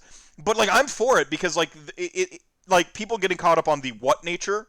Oh, trees. Oh, it's not trees. These aren't my elves. I think are really doing a disservice to just the notion of like they have a connection to nature, and that's a worthy part of what it is to be an elf. Because this one, I can't say I agree with Games Workshop's interpretation of the different elements, like doing Battle Cow with a mountain on top of him. I think it's kind of fucking stupid, but I hate that model. I hate that model with a passion. Love it. So see, you can tell I played the elves growing up, right, and not the dwarves. And you're like, I love it. Yep. Continue. No, you're the guest though. Come on. What's your point? But I feel like they could have done more. Like, so if I pull this back to D&D, I feel like they could have focused more on like Ganassi, like Air Ganassi, I see. Ganassi, and doing something in that way instead of Battle Mountain Cow. If I may, it's minor bullshit, but if I may, I feel like the challenge there is that might have been a bit more appropriative, whereas a mountain that is a cow is just pretty like, yo, what's up? You can't really copyright that too easily. Yeah. Takeover Mars, my friend here with 5 gift subs. This is the gift sub day, apparently. Thank you so much. Getting all these awesome emotes that the channel gets to keep forever. Woo! Out in full force. All of the mad lads taking over. All right. I'll drink to that. We'll do a special shot for it, too. We're talking dwarves, right? Yeah. That's my boys. I got my Basement Wargamers shot glass. Mm-hmm. Yeah, and remember, y'all can drink milk or water. You don't need to be healthy. Take care of yourselves. I mean, you can if you're underage, but beyond that, don't be a bitch. This is dwarf episode. Oh man. Just all the fire coming from you, my man. Sorry. Yeah. They're making up for me as I just bought a house and I am poor right now. Yeah. Hey, man, when you can't carry yourself, you get someone else to carry you the rest of the way, right? Absolutely. Right. Still yet to get an NB emote. Tell Frank, if we can get partner, we got some emotes we gotta get in the chamber. Frank, get on an NB emote. I'm not sure what an NB is. Not sure. Sorry. I'll go with it. All right. I think I know. All right, bud. Oh yeah, like non-binary for pride. I think a non-binary. I think the term I've seen going around a lot now is marginalized genders. I think is the one that they're starting to go with. I don't know. I'm trying to get woker. I really am. Look, you do the best you can with what you got. Right. And it's something not to get down that stream, obviously, but to talk about with everything that's going on, you do the best Now to is try and make sure everything's good. now is the time to truly listen, Yeah, and just try to be better. And yeah, the one thing that I think is super important in this process is to not get arrogant or angry when you're checked on yeah, that you're not, you know, you're not as aware of the changing world as you can be. This comes back to what we were kind of yeah. talking about. Like, it's okay for like things in the game to change. It forces you to kind of reassess and reevaluate. Absolutely, Like absolutely. things in the world are changing. You know, like for You have like to be open to that change. right, You know, right. life is change. Prozinch, I know Prozinch had, but life is change, man. You gotta roll with it and don't get stuck in the past. Yeah, Right. it's that's what's the most important at that point. Right, right. All right, so back to KO here. Yeah. So we got kind of like a little bit of a brief history on KO. Hmm. They basically said, "Fuck it, we're gonna build spaceships. The world explode. The world that was explodes. They're partying, living it up." Does it mention what they did during like the time of Myth? Not much, unfortunately. A lot of it's just they're building out their mercantile system. It started out with one skyport. It kind of expanded off of that to the multiple skyports, within built into the council. And then the High Council is the one that comes up with the different guidelines and rules. And then dependent on how much your skyport brings to the fold of the Duardin race, you get more representation in the High Council. So, like a Barak or Baz, for instance, is the market city. They have that's where no, that's not Barak Nar is Brock Grungson. Barak Nar has the most representation. They get the most amount of delegates, so to speak, to the High Council. And then Barak Thring, which is the traditionalist aspect of it, which is kind of interesting. They will always have at least one representative to the council to oversee Even rules and guidelines. And even if items. they get small, they maintained like a strong sort of controlling aspect. Even They're the smallest of the skyports, so to speak, but due to tradition and since they are a traditionalist and skyport, they wrote they the will rules to always favor have a control. themselves a little bit, like a little of that going on. Yeah, Of course. yeah. And their rules are interesting in game too. They're the ones that can take any Dwarden race as allies. So I made a fun ass list with Gotrek and Celestin Prime. I did a Celestin Prime Time. conversion and made him into a dwarf. I made the avatar of Grungni. Mm-hmm. So I did the two avatars basically, and that's my Thring list. Right on. Makes Right it interesting. Right on. So, man, I imagine you're kind of like me with death. Like you do that with dwarves a little bit, where I'm like, I want all of the death. I'm gonna run all the flavors of it. Let's see what happens. Except for flesh eater courts. One day, I one used to day, play Flesh Eater Courts. one day. I did. Yeah, yeah. Yeah. I Back in don't the day. I don't dislike flesh eater courts. I view them like the younger sibling. So the fluff behind them is really interesting. Do you ever I look into love the their fluff? fluff. You're about to educate me. It's fantastic. I'm sorry. What was that? The Carrion King. Okay, go on. The Carrion King, really interesting. Just that he was the most well-liked, interesting, like beautiful looking of all the vampires, and then Gash was like, "No, fuck you. We're gonna make you bad," and just made him look like a monster, and that's what ended up turning into the Flesh Eater Chords. Mhm. Yeah. And how a lot of that lore ends up being like the reason there isn't Bretonians in AOS is they turned into the Flesh Eater Chords. Right. Yeah. This is practically canonical at this point because of all the iconography on their like endless spells and stuff like that. I'm for it. I think their lore and their flavor is some of the coolest. Absolutely. Their models are blank slates though. You have to put in the work, and I'm not that level of hobbyist yet because I would really love to like get some old Bretonian models and like basically gene splice them with like ghouls and stuff. So it's funny you say that. I for a hobby project we did in Basement Wargamers. We did. I don't know if you guys know the Four Warlords thing that the Games Workshop Warhammer community does. it's like 4 different writers. They build an army, and each week it's like you get each month you increase the points value. So it's like for the first month you build 500 points worth of stuff. An escalation league, right? Like yeah. So I did that with Flesh Eater courts, but I did it based off of Bretonnian models. So I actually converted each of the Bretonnian Pegasi into Flayers. Right. So I made a half Bretonnian, half Flesh Eater courts army. Mars, you're speaking my language there with Diablo's Necromancer. I have a conversation with G-Dad, one of the chat gangers here, rather frequently about how like I really want basically 2 things, death to finish like what I truly love. Like first off, if it should be in Castlevania, a game, it should be a death army, right? Like that's kind of how I feel about it. If it's in Castlevania, it should be in death. But they've done a good job of like appeasing me for the most part. It's like Games Workshop is listening to me or something. I'm kidding. They're not.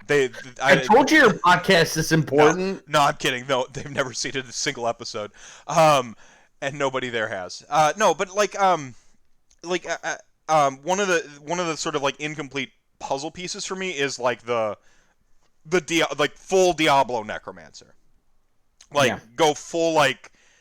We have elements of it. Like Crematorians have like the corpse explosion vibe.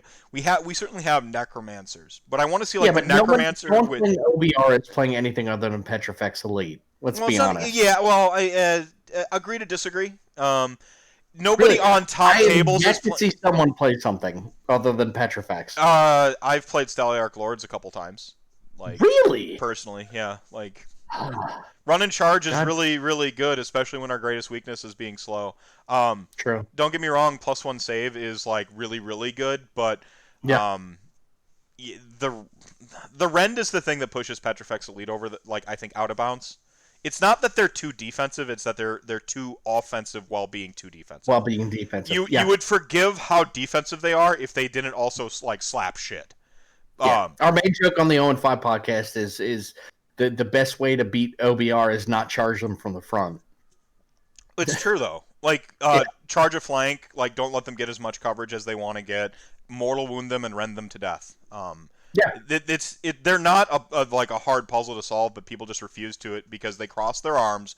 They go, this thing is broken. They cross their arms, they grumble, and they don't want to try. I don't like it. Yeah, like I don't like it. I can't beat it. It's unbeatable. It's got a 60% win rate. Well, like I'd imagine part of that's the intimidation factor. If you've win rate because you're going into it the thought that you're going to lose, and then you're not actually trying to figure out how to beat them.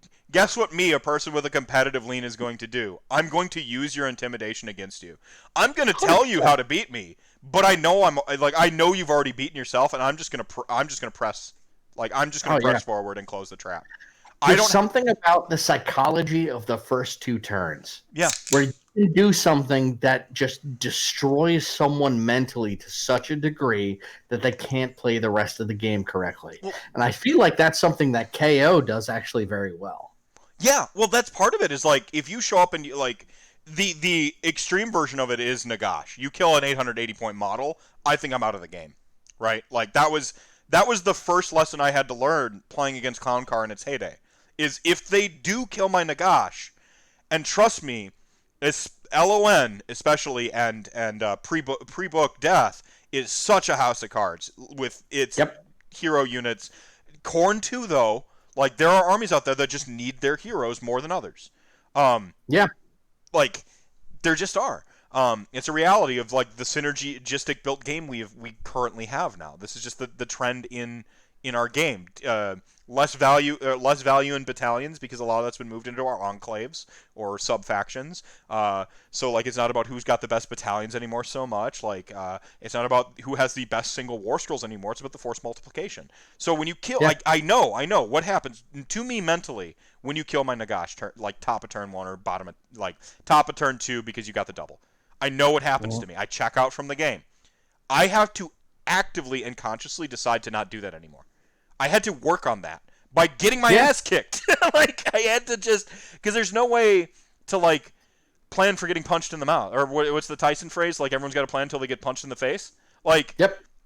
You got... Trust me. And it's not just death. You take an Alariel turn 1 with a KO army against Sylvaneth, they have no idea what to do. Or even a city's army that runs Sylvaneth. Well, and I'm not going to say that things that aren't good shouldn't be, or things that aren't too good shouldn't be addressed. I'm not saying that like, I conceded the point like Petrifex Elite probably shouldn't be as offensive as it is, right? A lazy change would be make their Ren thing cost two RDP instead of 1, right? Like there's simple changes you can make that don't hit the rest of the armies because, like you said, you don't see Ivory Host. You're not going to. It's terrible. You don't really see Null Myriad. You don't really see like Staliarch Lords. You don't really see Mortis Praetorians. If you hit them on points, you've hit all these other armies you already don't see. I'm going to be honest with you. I had no idea what you were talking about with those other armies because never seen them other than Petrifex. No, I didn't even know what the names of them were. My buddy Kyle plays Null Myriad, so like we see Null Myriad like wow. Yeah. More power to him. Yeah, no, and that's the thing is like Haywo's got a really good advice kind of bit on like, I want to play Ossiarch Bone Reapers, but everyone's making fun of the army right now. Well, make fun of pick out the word that you hear them saying that they don't like, which is Petrifex Elite. Just avoid that and play OBR, and you'll don't do fun. that. Yeah, just don't do that. Crematorium? I think Crematorium would be fun as shit. Oh yeah, Corpse Explosion Necromancers, the whole thing that got us on this tangent. Corpse Explosion Necromancers. Like it's hell yeah, let's go. This is what happens. I found out. This is what happens when I go away from RantCast for a week. I come back with all the rants just in the chamber. I'm just ready to go. I'm so happy I'm on this episode. I just want to talk about everything that I haven't gotten to talk about for the last week. I'm the king of the rabbit hole, man. We're never gonna keep on track. Right. Nah, this is this is the best episode. Yo, you want to talk conspiracy theories? 100%. Did you watch the Chuck Moore episode? Yep. Which can I say, Chuck Moore is a goddamn inspiration because out of all of us nerds that play Warhammer and sit on our ass and paint, that motherfucker goes out and lifts weights.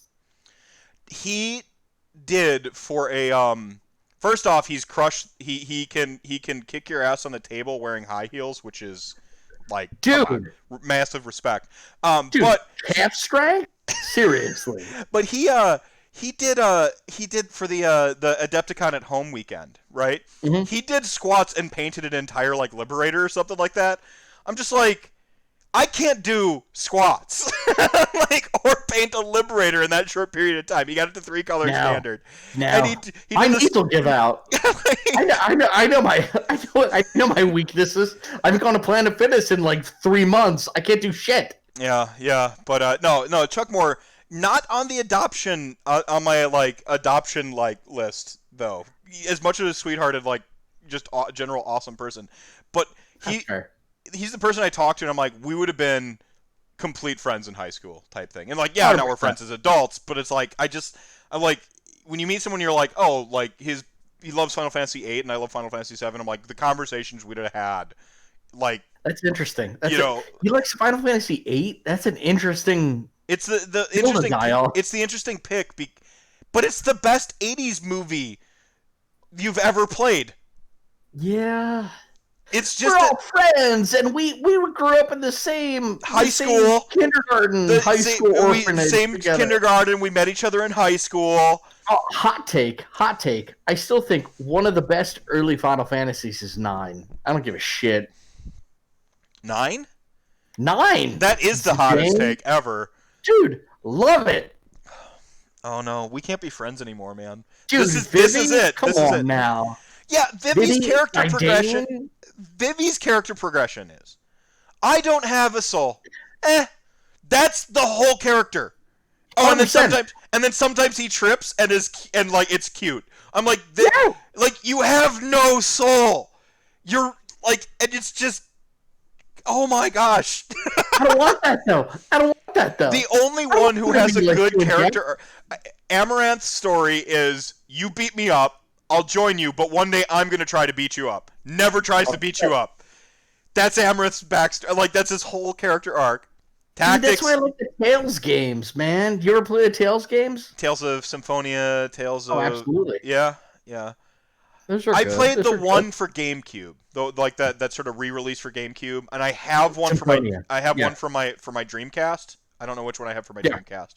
Jesus Christ, you have a Dreamcast? Hell yeah, best system ever made. Next, like Right. PS2 is objectively the best one, but the Dreamcast would have been the best if we silly Americans had actually purchased it, but it was too advanced for us. We just no, you Soul could burn Calibur. CDRs and play them. It's amazing. It really was a home arcade. Finally, it really was, and like we weren't good enough. So We many weren't. shitty games, though. We Why weren't. did they do it? We weren't ready for it. No. We just weren't ready for it. It's got Gauntlet Legends with the dark conspiracy like expansion or whatever like built into it. Just got the Jester ready to go on the hidden levels. Like it was too good for us. No, I do think PS2 is the best, but it would have been Dreamcast. See, I'm an Xbox nerd though. I'm an Xbox nerd, 100%. So we're doing this. I like PS2. Don't get me wrong. I like PS2, but eventually I got away from Japan and came back to America. And Oh, is that what it is? Yeah, it's about America. America. Yeah, you're gonna America me. No, I actually think the console wars is one of like the dumbest things ever because nerd tribalism. Absolutely. Yeah. Like it's fun to joke about just like a lot of the stuff we kind of like. I feel like I got to give people the tongue-in-cheek warning. We're like, this is banter. Like, I owned an Xbox and a PS2 at the same time. Not because I was rich, it's because gaming is what I did and I sacrificed everything to have them. Right? Oh, dude, same here. So it's like I got to play Jet Set Radio Future, which is pretty maximum Japan, by the way. Oh, 100%. Like 100%. That game is like super Japan, and it's on the like America one. Understand the concept of love. Damn right, Frank. Yeah. Like, some of y'all ain't understanding the concept of love. I can tell. I can tell some of y'all. You know what? If there's one thing that this episode is about of RantCast, it's love. Yeah, that's right. This Dwarfisode is about love. Eat it, you fucking elf bitches. Oh, it's so mean. Like, he just flips instantly. Love it. All right. But no, man, how do we get on this? Oh, Final Fantasy. I don't know. I don't even know where this came from. So Tactics and 7 are like my two favorite, and it goes back and forth. You want to like Tactics? You want to like Tactics? I'm gonna cut in. I'm like, it's got a shitty ending. What? The dude dies. Come on, man. Does he though? And this much time with this dude, he better fucking survive. Really? Yeah. I'm gonna blow your mind here. Final Fantasy VIII, Squall dies at the end of Final Fantasy VIII. Kind of, but not really. No, he dies. Nah. They never show him in like after he doesn't make it, and then it's just them together, like remembering him. I mean, I'm not a Final Fantasy VIII guy, so like Final Fantasy VII was the shit, but Final Fantasy IX was fantastic. It was great. It was everything I wanted it to be. No, I was happy. There was no sadness. It wasn't like it was a big plot and shit. It was just here's some dudes doing shit. I get why you liked it because it was it was like kind of a very what do I say? It wasn't serious. It didn't take itself too seriously. The way like that era of Final Fantasy was getting really edgy, I suppose. I'm gonna plug my laptop in just so I don't you're back out. There we go. 6 greater than 7. Oh, Joanna, you're breaking my heart. What's the matter? What you do? No, I like I said, I go back and forth on whether I like 7 or Tactics more, depending on which one I played more recently. 6 is great. And this sort of tribalism is fun for like conversations, but what folks need to 6 is fantastic. I mean, they're all great games. If any one of them resonated with you, then awesome. I don't feel the need like I used to when I was like a kid that I had to assert that the game I liked was better than the game you liked, and if you don't like the game, dominance on them. Yeah, like the game I like is the best game to like, and if you don't like my game, then you're dumb. I don't feel that like drive anymore. If you like Final Fantasy VII, you're a piece of shit. Yeah. You like Kefka as a villain too much? That doesn't seem like a bad problem. I'm a big fan. He was a good villain. I didn't like the Kefka's the worst villain out of nowhere thing. Like that was like okay. It was neat. It was Final Fantasy meets the Joker. That's all it was. Well, it's a laugh. Whoop, whoop, whoop, whoop, whoop. Yeah. Yeah, that laugh. The opera scene legit as heck though. Absolutely. He poisoned that town. Hey Nosh, how's it going? I can't see you posting. Is anyone doing anything fun? Let's talk about X Death turning into a splinter, the greatest of all items. I don't give a shit. Knights of the Round, best summon. Okay. Yeah. Okay. Zodiac was pretty righteous too. Zodiac was pretty sick. Yeah. Knights of the Round, I remember I enjoyed it because I'd cast it and then I'd go and make lunch and then have something to eat and come back and be like, okay, cool. Knights of the Round, way done. Yeah, or if you had like Mime, Knights of the Round, and like triple cast or whatever, so just like going off over and over and over again. Yeah, you go make a sandwich. That is joy that kids these days will never know. Understand. Like they'll never know. Never understand. Even with the remake, there's no damn way in hell some dumb shit at Sony is going to be like, let's have a 20-minute cutscene for a summon. And then just like no one's going to do that. Oh man, like, but the first time, do you remember? Like, you had to watch the cutscene summon every time. It was the coolest thing. You're just like, I had to watch this thing. Dude, I have so real talk. I have obsessive compulsive disorder. I felt like I needed to watch the cutscene, or else I wasn't going to beat the boss. Oh yeah, I can see that. I gotta watch this shit. This is amazing. Right on. Yeah. It's got a spike.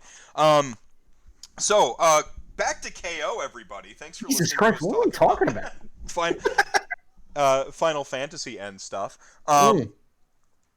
Why we got to wait like a year to get Remake 7 on a different platform? I don't, because Sony's exclusive Remake's deal. been coming out for years. Like ever since Advent Children, they talked about Remake. So like it's been more than a year. And the fact they only did disc 1, whatever. Well, they didn't even really do all of disc 1. They just did to when. No. Because you don't even beat Yuffie yet, right? They remixed some stuff. I don't want to spoiler it for people. Final Fantasy VII Remake is my great fear when I heard it was a real thing and not just a rumor, was that they weren't making it for me, like a fan who grew up with it. I owned the discs for Final Fantasy VII and my own memory card before I owned a PlayStation, because I traded literal comic books and Magic the Gathering cards to my local comic book store, because he had a small one case with used games. One case, and I traded him for store credit to get the copy of Final Fantasy VII, which he had like right away. He had it like that week it came out. Okay, so like somebody just, I'm guessing someone got it for their kid and they just like didn't care, something like that. Like there's no way, yeah. But for me it felt like destiny, and so I traded him a bunch of stuff and I got it, and then I went to Kmart and I bought a Memorex, not even on brand. I bought a Memorex, and it never erased my files, which was they had it still had my Castlevania saves on it. It had my Suikoden saves on it. It had my Bushido Blade saves on it. It had my Resident Evil saves on it. That was the card, man. That was like that was the main one. As I got older and I got like the good ones, like, but that Memorex card was like the one. But yeah, I had 7. Before I had a system, and then when I would go to my friend's house who had one, I would play it, or my uncle's house, I would play it. I was indoctrinated. I was there. I had played Final Fantasy 4 and Mystic Quest. I played one on the NES. Didn't like it. I loved Crystalis and Zelda. I like the more adventure-y style ones. I loved Mega Man, Castlevania. I loved more of the adventure style game in my NES phase. SNES is when I started getting into RPGs, like pretty hardcore. And so Mystic Quest, I will hype Mystic Quest. I know it's not technically a Final Fantasy, but I'm a big fan. It's a good game. You can kill the bad guy with the healing spell. Look, best RPG ever. I'm going to point this out. Yep. I'm going to call this. It's not Final Fantasy. Chrono Trigger. And not Cross. Oh, yeah, Trigger, not of course. Cross. Yeah, Trigger. Trigger, yeah. First one. Oh. I mean, it's got like 12 different endings. It's cool. It's cool. Loved it. Decent soundtrack. You want to know? You want to know what the first time I actually felt depression in my life was playing Final Fantasy VII without a memory card, the entire day and then dying to the fight with Rufus Hmm. on the Shinra Tower. The That was my first interaction with depression in my life. I had depression a long time.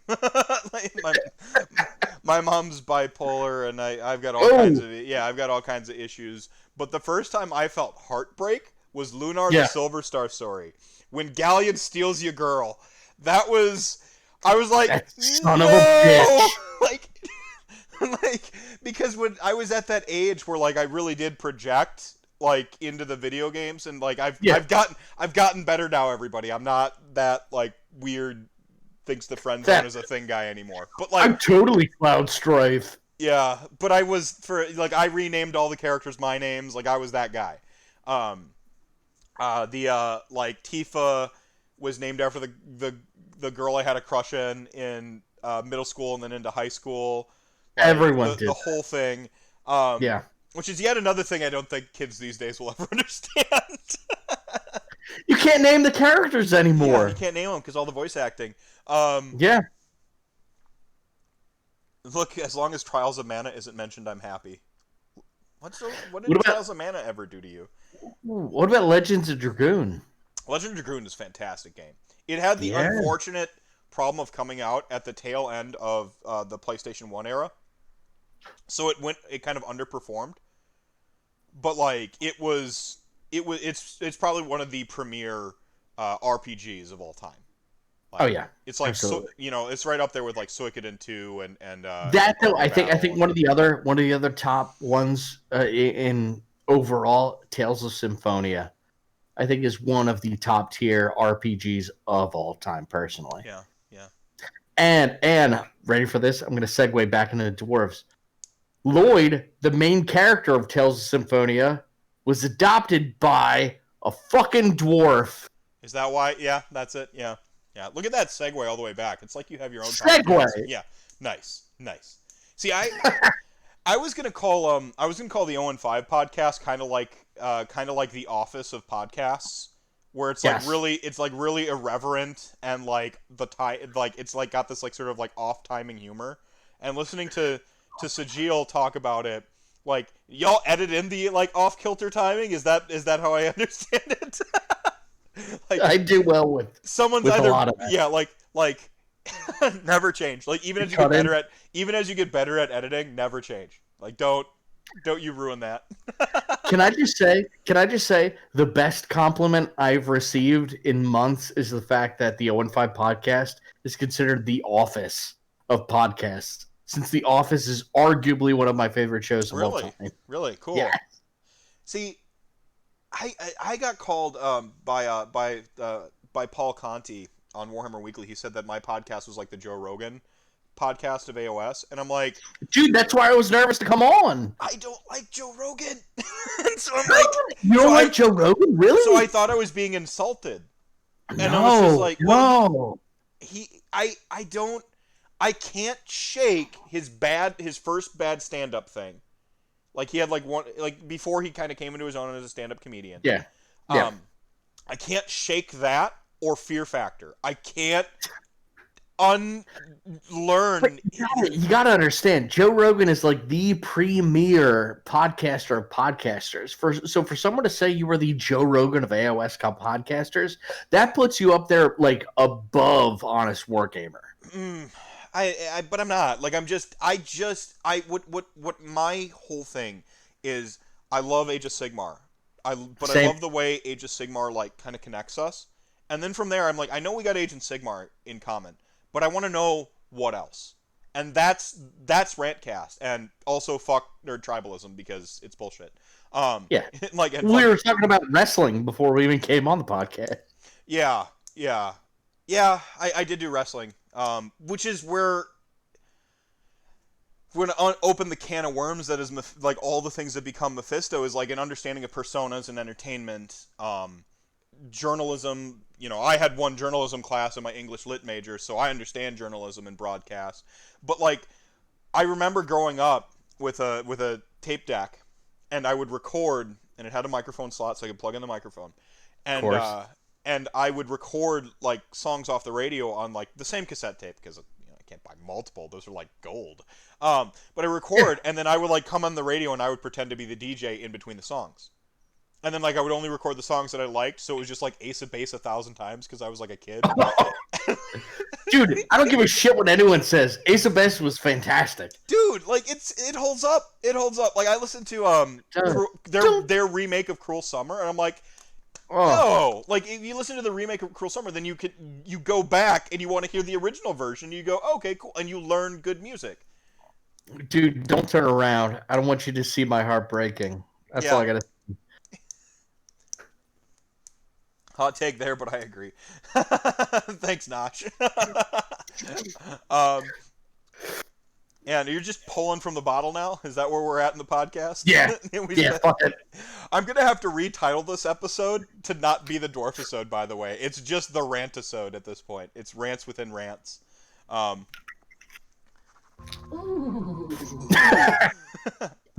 Kicker, thank you so much for the 3-month subs.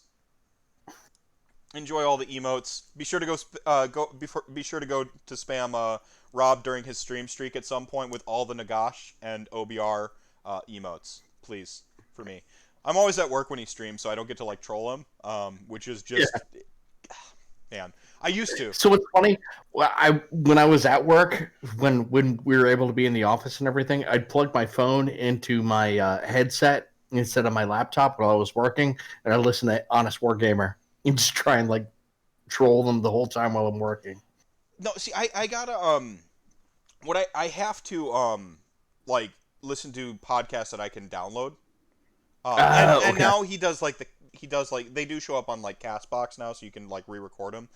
But yeah, it's like there's so many of them, and I'm like trying to keep up on top of the local podcasts, and then like everyone's got their like couple of podcasts that they like absolutely adore. That you like, that like always jumps the queue, and mine is is Last Podcast on the Left. I can't get enough of the LPN. Like you're talking about conspiracy theories, and like it's a true crime podcast. Now I'm a skeptic by nature, a non-believer in any of the stuff they ever talk about, but it's so much more fun to just. While I'm driving in my work truck, imagine for a minute that like Bigfoot and shit is real when they're talking about it, Or like I love conspiracy theories. Right? Everything about them. It's just they're so much fun.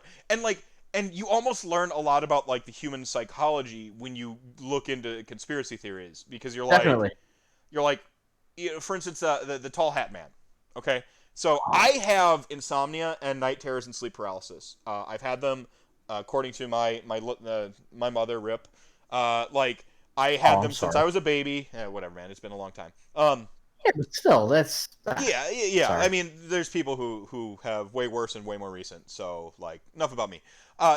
So like she said that I had them as long as she could remember, and usually you grow out of them. So you mentioned like you have OCD and stuff like that tends to set on late.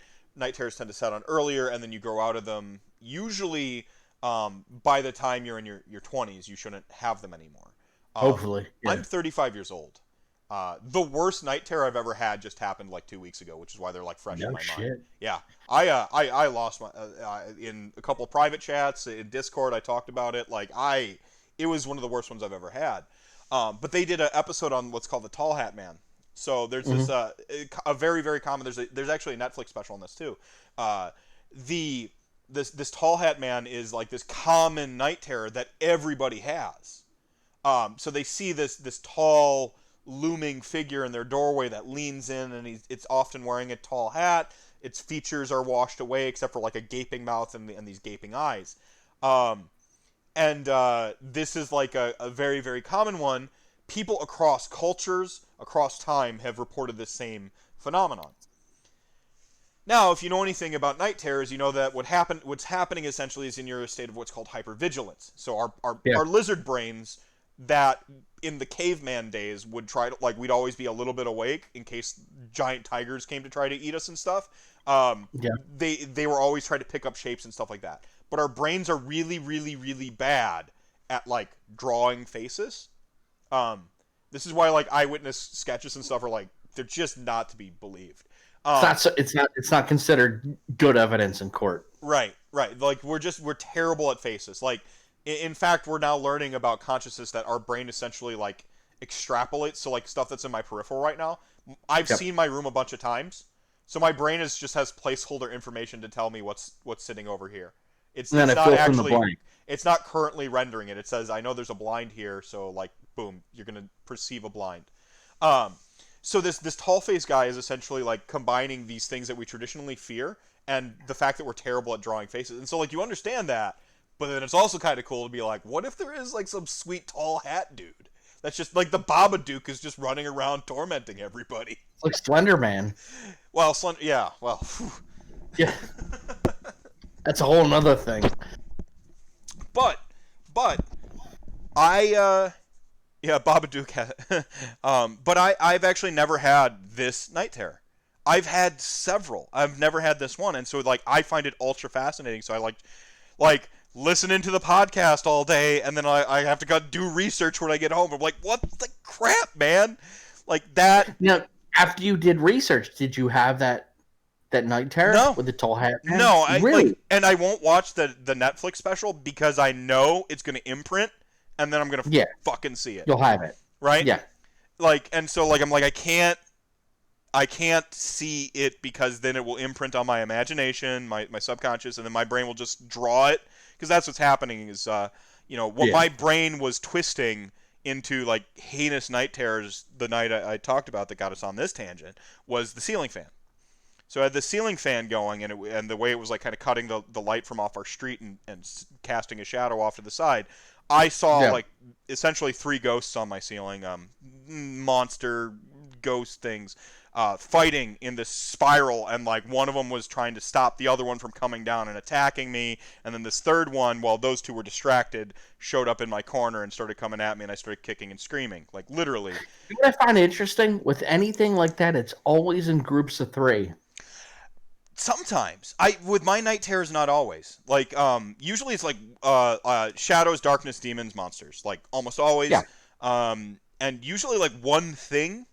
Um, I have had the occasion where I fall asleep and I have like a regular nightmare, and then I wake up to my sleep paralysis and I'm having a night terror, and I fall asleep to my regular nightmare, and I'm just like in and out of like it's like sleep is torture for me. It's the worst. Which is why I will be running a mental health charity marathon next month on July 25th. It's a 27-hour stream. The best use of my insomnia to date. All proceeds donated during that stream will go to Mental Health America. Boom. Plug. Can I just say, yeah, go ahead. I would love to, like, if I can help out with that at all, I Yeah. 100% on board. I'll post whatever necessary, just because mental health is something very personal to me, because I have actual clinical obsessive compulsive disorder. Mhm. So like it's very important. It's something that too much has gone by the wayside, and especially within the Warhammer community, you see a lot of people that have this degree of mental health or something that needs to be assisted with. And I think it's a great thing. It's close to me. I did a out of just spontaneously. I grew up in a biracial family, so I did a Black Lives Matter charity drive just on Twitter. Nothing. Yeah. Just to start collecting box. Kind of like I'm not I saw that. I'm Yeah. not grandstanding with it. I'm just like, hey, No. donate, you get the thing, right? Like I'm not, because in this time especially, I don't feel like, hey, boring white guy says a bunch of stuff about racism on the internet. Listen to him. No, listen to other people that have lived it. I mean, I've got a unique perspective from my family growing up. Yeah. 2 black brothers, black stepdad, and stuff like that. But like, I talk about it all the time. Like, the hate crimes weren't visited on me. It was on my brother. I get to cross the street. I could have crossed the street, and he would have been the victim, and I'd have just been a bystander. You know what I'm saying? Like, Yeah. You see someone you love, and that individual is treated unfairly in comparison to what you do. And I totally get that. Yeah. My wife and I, we grew up in a very I posted on Twitter a while ago, but my wife and I grew up in a town with a very dark past. I'll put it that way. Mhm. And thankfully a lot of that town's trying to do better. And we walked in a Black Lives Matter march involved in a silent protest. With your masks, hopefully. Yeah, fully masked. Oh, trust me. No, my wife has enough medical issues. We definitely masked it out. Yeah. But you see a lot of that stuff, and then you see individuals that have to go through this all the time, and at some point in time, it's got to be enough. Right. We, the wargaming community, yeah, we're a small nerd aspect, but we can make a big difference I in think so. I think personal so. opinion. I mean, we spend like if anyone has a disposable income to change the world, it's nerds. It's us. We've been outspending you on cardboard, plastic, and cartridges since the dawn of time. Like, no, the entertainment dollar is valuable for mental health. I'm not going to shame anybody. Look, any little bit can help any of these causes. But no, I'm doing mental health because this is something like, yeah, I mentioned that growing up in the biracial family, my brother was the victim, not me. I've struggled with my mental health my whole life, though, and so that feels something, I wouldn't say more personal, but I feel like more authority on. I don't know. It's hard to describe. You have a personal interaction with regards to that. Like, Yeah. you have personal aspects to that. You have experiences, and that's what's important. Right. And so, You and know. I do think that in the wargaming community, you have a high density of gamers that are essentially veterans. They have their share of mental health disorders and struggles, whether it's PTSD or they come back with night terrors too. Like, this stuff happens. And then you have marginalized individuals, right? It's like a 50-50 split of veterans and marginalized individuals who escaped their marginalized existences to go play games where they got to be equal or better or cooler or whatever it was, whatever their projection or escape was. And so and that's why I think it's so important to set up or get involved with something like a gaming club. Mm-hmm. Like, you're going to find so many individuals that are going to be there for you that, yeah, we just want to play games, but it's a social interaction, and it's something for someone with PTSD, someone that's been hiding away from all the social injustice and bullshit they've had to deal with. I mean, someone in our group is a refugee from a country that was treated like bullshit. Mm-hmm. You need to be able. That's where gaming groups and tabletop wargaming, this is where it comes into play, where it's not just someplace where you can throw down dice. Mm-hmm. It's someplace where you can interact with another individual, and it's not like a video game. That's where I think tabletop wargaming is so much more important than a standard video game, because you're sitting at a table with another human being. And yeah, you're playing a game, but you're also learning about that person over the next hour, 2 hours. You're making a connection with another individual, and it's something that's so lost in our society. And what causes so many indifferences and issues and prejudices is the fact that you don't know the person next to you. And wargaming makes it so that you get to sit down, play a game in a fantasy environment, and converse with this person that may have nothing to do with you, but you can connect on the level of rolling dice and playing with fantasy figures and plastic toys.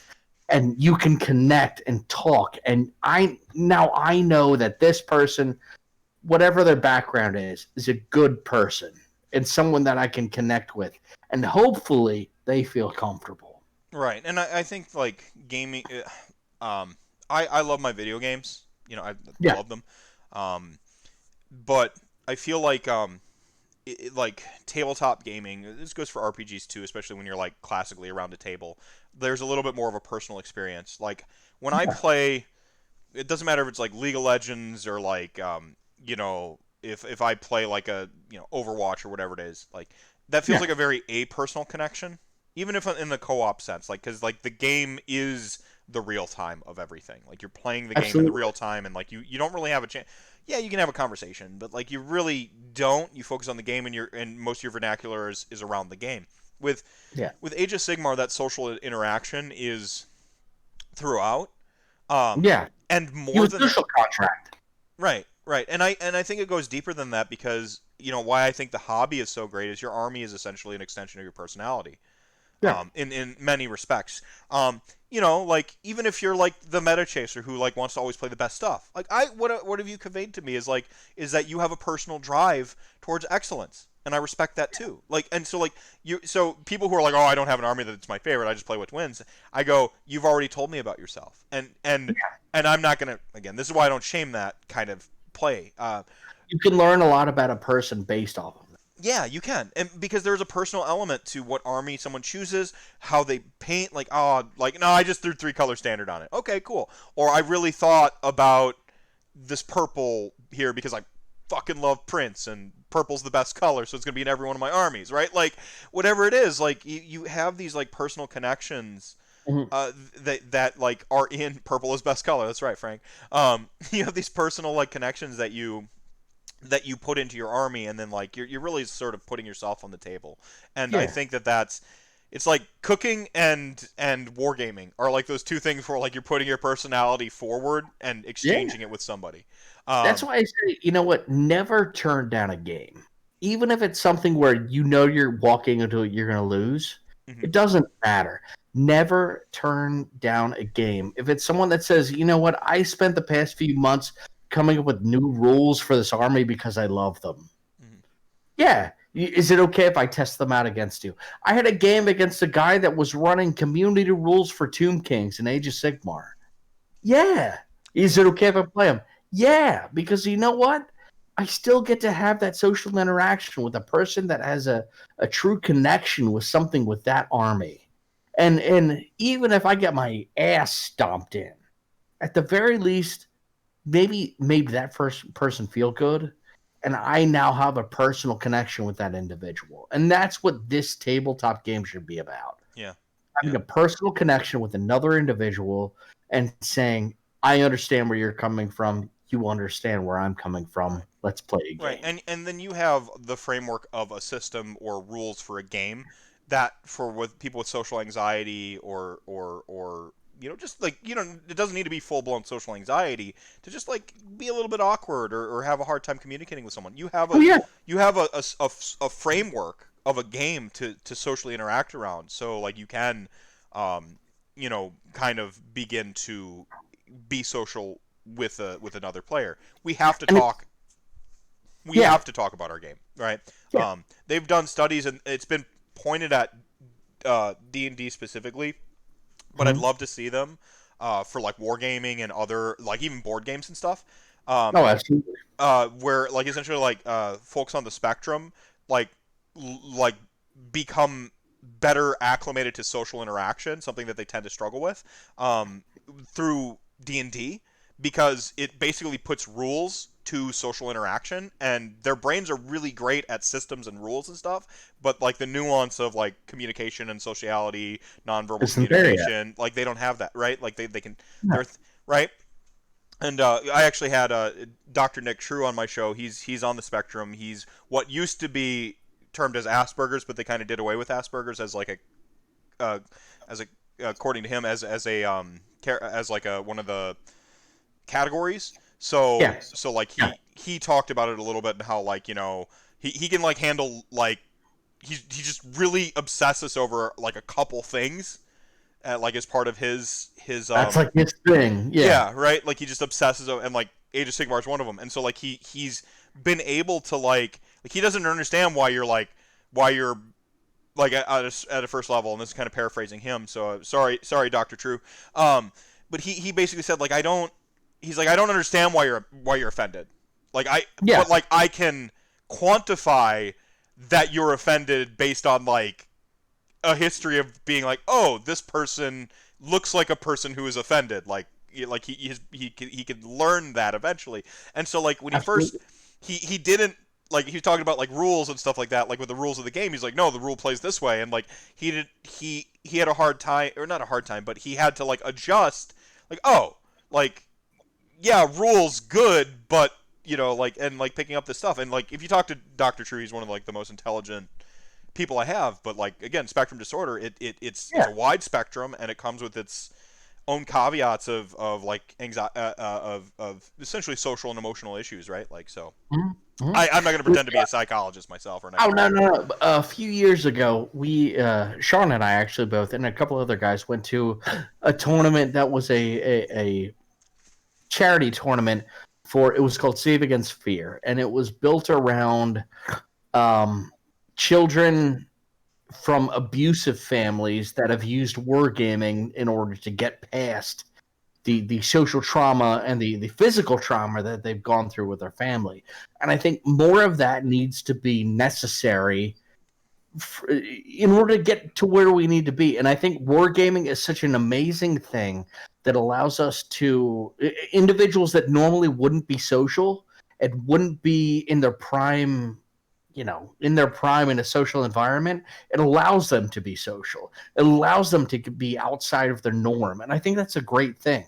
Basement Wargamers, to kind of go back to our club, we've tried multiple times to do certain charities, different things. And one of the greatest things personally that we were involved with was we did a charity tournament for an organization called Laurel House, which was for abused women.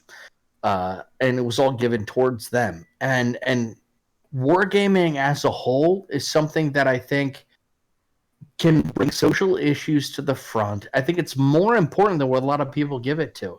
Because you have a social interaction, you have a social contract with another individual to say, over the next hour and a half, 2 hours, we're going to talk. We're going to play. We're going to move our little models around. This is someone I have no idea who it is, but it forces me in a situation that I have to interact with this individual. And I think many other situations you don't have that. I think where wargaming is, it's such a degree that you can get that kind of bonus interaction. Well, it also does operate as a little bit of a safe space if you do struggle with social interaction, because you can stick to just the game if that's your comfort level, right? And as you're around a community, over time you can learn to I don't want to use the term come out your shell, but you can go a little beyond come out of your shell. Right. Okay. Yeah. As someone personally who was, and those that know me, we can talk about Sean, the president of the Basement Wargamers. I was a very close-knit individual. This is one of your co-pilots for your show, right? Yes. Yeah, Sean Yes. My co-host of the 0-5 podcast, president of Basement Wargamers. He knows me for years. I was an individual that didn't want to interact with anyone. Wargaming allowed me the courage to be able to talk to other people. Yeah. And I think that's something that's missed a lot out there of the benefits behind wargaming. Yeah. You are forced to talk to another human being, someone who you might have never talked to ever in your life. Yeah. And that's what I've come to see with our club. We're seeing individuals, and that's why I can say, honestly, if you're not in a wargaming club, start one up or join one. Mm-hmm. Because it's going to get you interactions with people you may have never talked to once in your life. Yeah. And now, there's people that I probably would have never talked to before that I feel are family.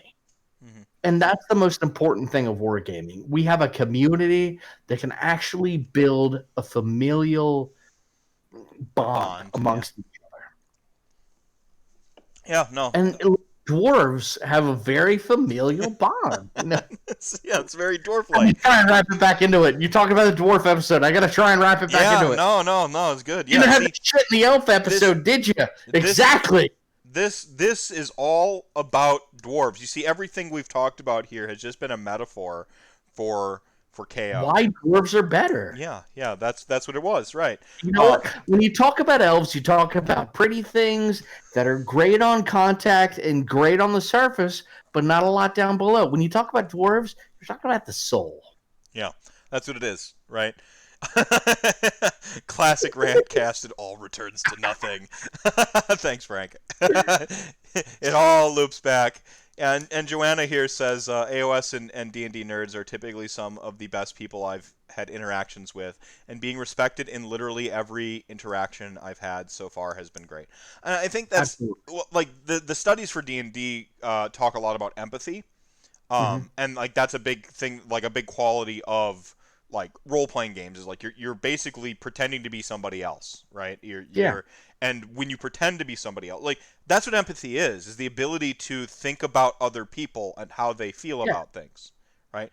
And feel things from a different aspect, right? I will never personally know the struggles that some individuals out there go through, but at least through D&D, and Warhammer, I can kind of get a piece of that. Right. A small piece, and understand, like, this is a person that's come from a different background, that's bringing an army just the same as I did, and we're both going to roll dice the same way. Right. I mean, I would question any individual, any Klansman that's a piece of shit that's out there that doesn't understand the other side of the puzzle. Play a fucking war game once. Oh, I'm sure Any some of them people that do. plays a war game, They play they're 40K, never I going to bet. have those feelings again. They're never going to have those feelings again. Yeah, maybe. I don't know. Like, that stuff's deeply indoctrinated and ingrained oftentimes and comes from, like, a long history of bias. And usually it's along familial lines. Indoctrination can be fixed. And this is the optimist in me. Indoctrination can be fixed. And growing up, a close family friend of mine, and this is why I love cult shit, actually was involved in de-doctrinating cult members. They pulled them out of cults.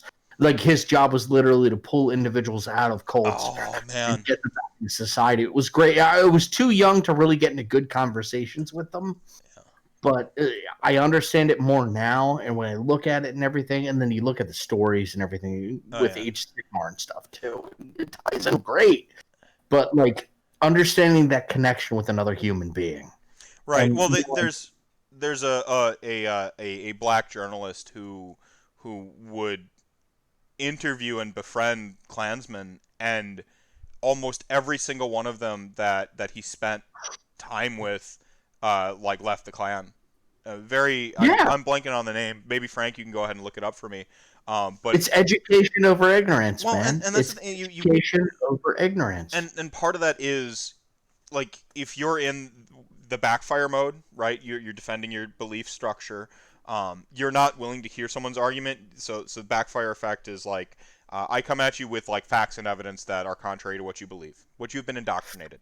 You're going to immediately, it's ingrained in our fight or flight or freeze. It's ingrained in that response in us. We do that psychologically in conversation as well. So this is something to understand about, like, the human. Daryl Davis, thank you so much. So yeah, Daryl Davis is this just fantastic, like, sort of like, journal. He would go and, like, spend time amongst, like, clan members, and they would actually, like, renounce. But like, you actually go into your fight or flight or freeze mode in conversations. This is what people don't realize. And so, like, when I bombard you with my beliefs and my feelings and my information and my knowledge, you're gonna fight, flight, or freeze. And what a lot of times happens is this backfire effect, where you don't change your opinion, you entrench in it. We see this a lot of time in arguments on the internet, especially because it's a very binary exchange. In tabletop gaming, it's not so binary anymore. You can have a conversation without a point versus B point, right? Like, where I say something in a linear, and so what I say to you on the internet is directly at you, and that means that whatever you say back is in opposition to me, right? That's what kind of tends to happen in internet debate. I'd also say in, like, family debate, because people aren't really, like, conversing. They're usually just, like, waiting for their point to, like, shout their line of thought back and forth at each other. They've already made up their minds. It's a bold spectrum of speaking patterns. Right. So I work for a company. I'm a trainer for a information security company. We talk about different forms of communication, and a bold form of communication is someone who isn't listening to the individual that's across the table from them. They're just trying to come up with, what's my response going to be to whatever they say. So right. Right. Brilliant that there's terminology for it. So when you're basically when you're in, like, a gaming context, you're not in that, like, linear pattern of back and forth in terms of the conversation you're having. Your brain is opened to acquiring the information you need to continue with the game. And so when you're having a side, essentially like a conversation within that capacity, you're open to understanding each other more than if it's just that linear A/B, like, I at you on Twitter, or we're in a family setting where I'm like, I'm going to listen to the conversation, but I'm just waiting for my point to interrupt, like it. Yeah. So, yeah. Meganosh here actually has a question. Dwarfs, I hate that damn fly high y'all have. I love it. How we killing these boats these days? He asks. I love it. So I'll give you. Do you want tips on how to beat my army? Is that where we're Do going you want to? into? Do we? It's I still think amazing. let's answer that specific question, and then we can give a little bit Okay. of a. Then we can actually go through a little bit of like what the new KO looks like, Yeah. right? And like what the general strats are. So we'll answer his question first, and we'll get back to this. How to beat out Fly High. So Fly High is an interesting aspect.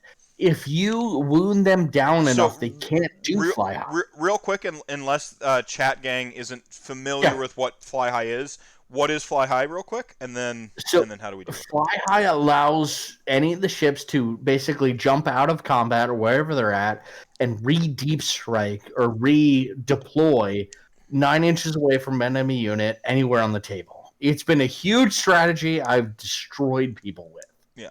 And there's been a lot of aspects to that, so you can reduce that that piece to it, so you can still fly high.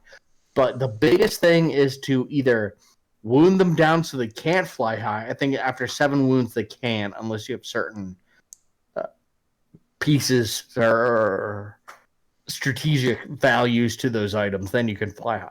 Right. Still, but wound them down. And the biggest thing, and this is weird, but I'm gonna take a pull from 40K, and it's blocking yourself out to fly high. If you know your opponent can fly high, it's all about taking your chaff units to block out the units that are going to fly high, so that they are far enough away that they can't hit your core unit, and that's going to be the big thing. Yeah, so classic screening. And then fly high can be done at any point in time. It doesn't just happen in the Any combat point in phase. time, the movement phase. Any point in the movement phase. So if they get to the movement phase in the combat, usually they're going to be screening their boats so that, like, if they're meleeing you, it's on their terms. They have thrown something into you to stop you from tagging that boat in melee. So then they're going to get around to their movement phase. They're going to essentially teleport. They're going to deep strike. You want to screw with my ironclad that has like the fly high benefits? You get him into combat and you do 10 wounds to him. Yeah. So Meganosh says, so is it just shoot it down? Kinda. Yeah. I mean, you got to put wounds on it. Yeah. If I'm bringing Nagash, for You instance, better box him out. Yeah. If you can't damage it, then you have to screen. It's just like how we kind of learned the lesson of how to screen against evocators about a full calendar year, maybe 2 now. Oh my gosh, I'm losing all of that. I'm losing all sense of, whenever evocators were with gav bombs were showing up, right? Sureheart. Yeah. Yeah. It's the same thing, except there's no Gavriel Sureheart thing going on. They got to be outside of that 9. So, they've got a charge trick, but you still got to get that 9 inches buffer, and you want to make sure that essentially it's not just 9 inches from like your value piece. You want to have something putting 9 inches between your value piece and then 9 inches between where they're going to drop down. So like the biggest thing I can give as advice against KO, which is kind of fucked up because I'm trying to say in positive to KO, but you figure the main cannon, which most people are going to run, is 30 inches. So, and that's going to do a flat 6 damage. So that's going for your characters. If you want to block out your characters, he's got to be outside of 30 inches. Beyond that, if he's got anything inside, make sure it's outside of 18 to 24 inches. Once you're outside of that threat margin, if you can box yourself out enough, they can't do anything. And beyond that, if you're just sitting on the objectives and threatening them to getting close to do attacks, you're not doing shit. The chair's amazing, Frank. Thank you for asking. We've been going chair 2 hours, and oh baby, I could go another 2. This is gonna come in handy for a 27-hour stream for charity. In 1 month. Yeah, exactly. Let me know if you want me to hop on that at all. I'd be more than happy to hop in. Yeah.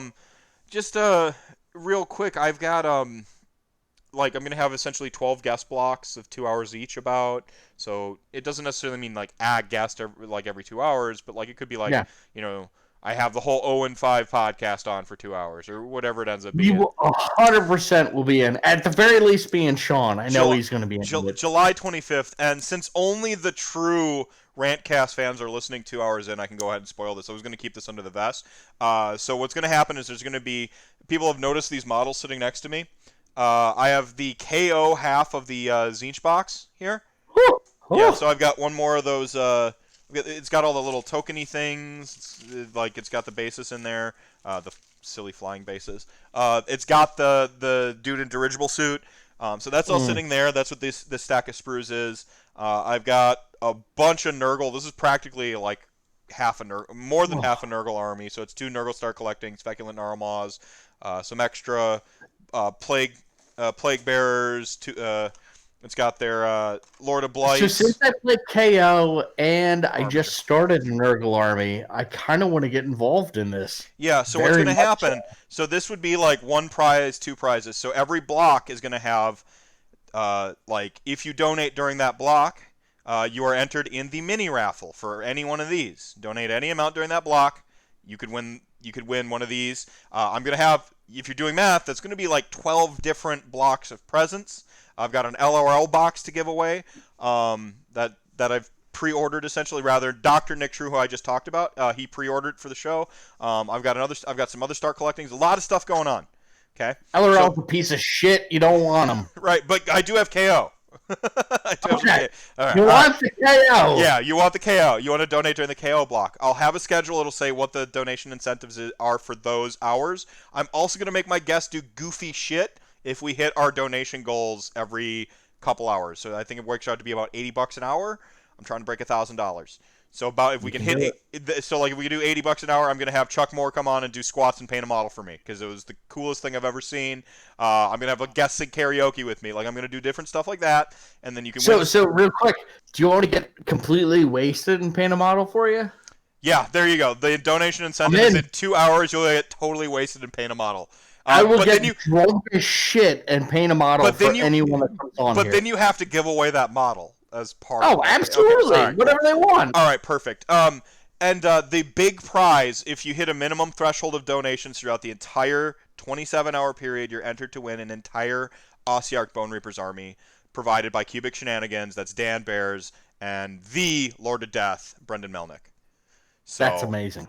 That's what's going to happen. I've got the guys from Just Plan confirmed to be on for a block. I'm going to talk to them. They have their own store over there. I'm probably going to just buy some stuff from them to ship to UK people who win. I'm going to see if I can't secure an LRL box from them so that if you win, then they'll just ship you an LRL box in the UK. I'm going to say this on point. If you don't try for this for an OBR army, you're a piece of shit. Yeah, so Nagash has prepared an army for you if you donate to mental health. I got to work out the numbers. But it's going to make you feel good. It's going to make everyone feel good. It's a positive on all ends. But trying to break it, I want to get above $1,000 in 27 hours. So it's a steep task, but we're going to have some awesome prizes. It's July 25th at 10 a.m. Central to July 26th, 1 p.m. I will be staying up the whole 27 hours because that's the best possible thing I can do for my mental health. I'm calling out all basement Wargamers, all of you. You better get on there and at least watch a little bit of it. Yeah. So call my people. Yeah.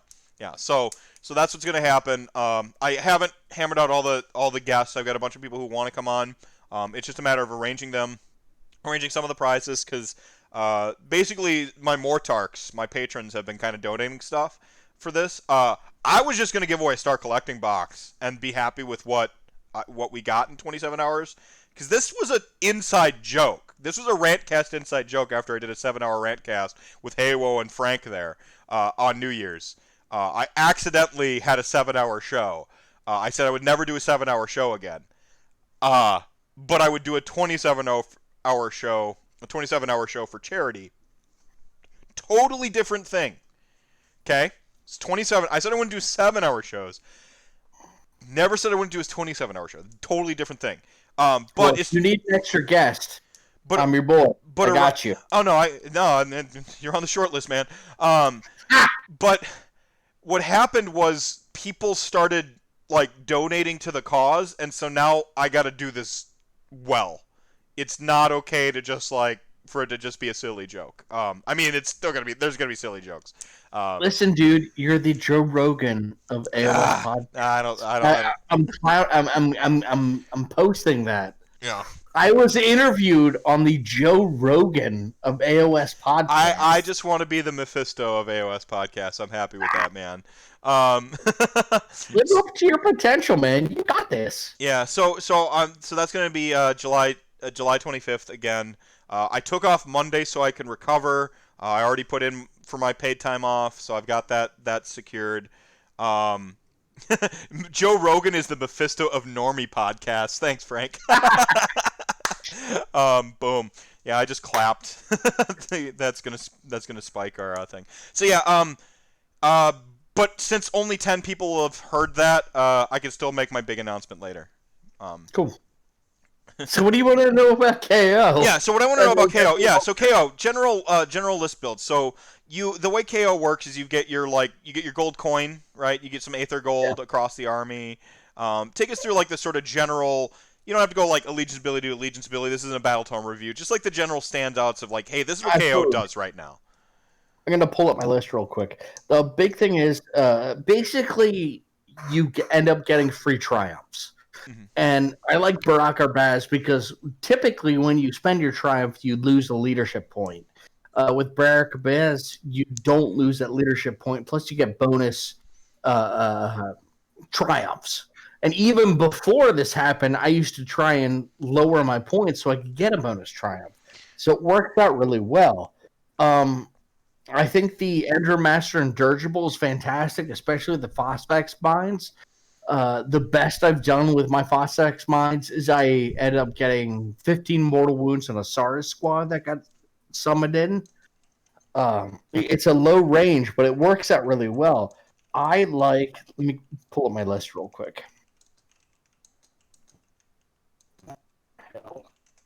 All right. So overall, is the community consensus that Urbaz is the best? Like, is that like people are generally on board? Kind of back and forth. Some people really like Thring because you can ally anything with the Duardin keyword.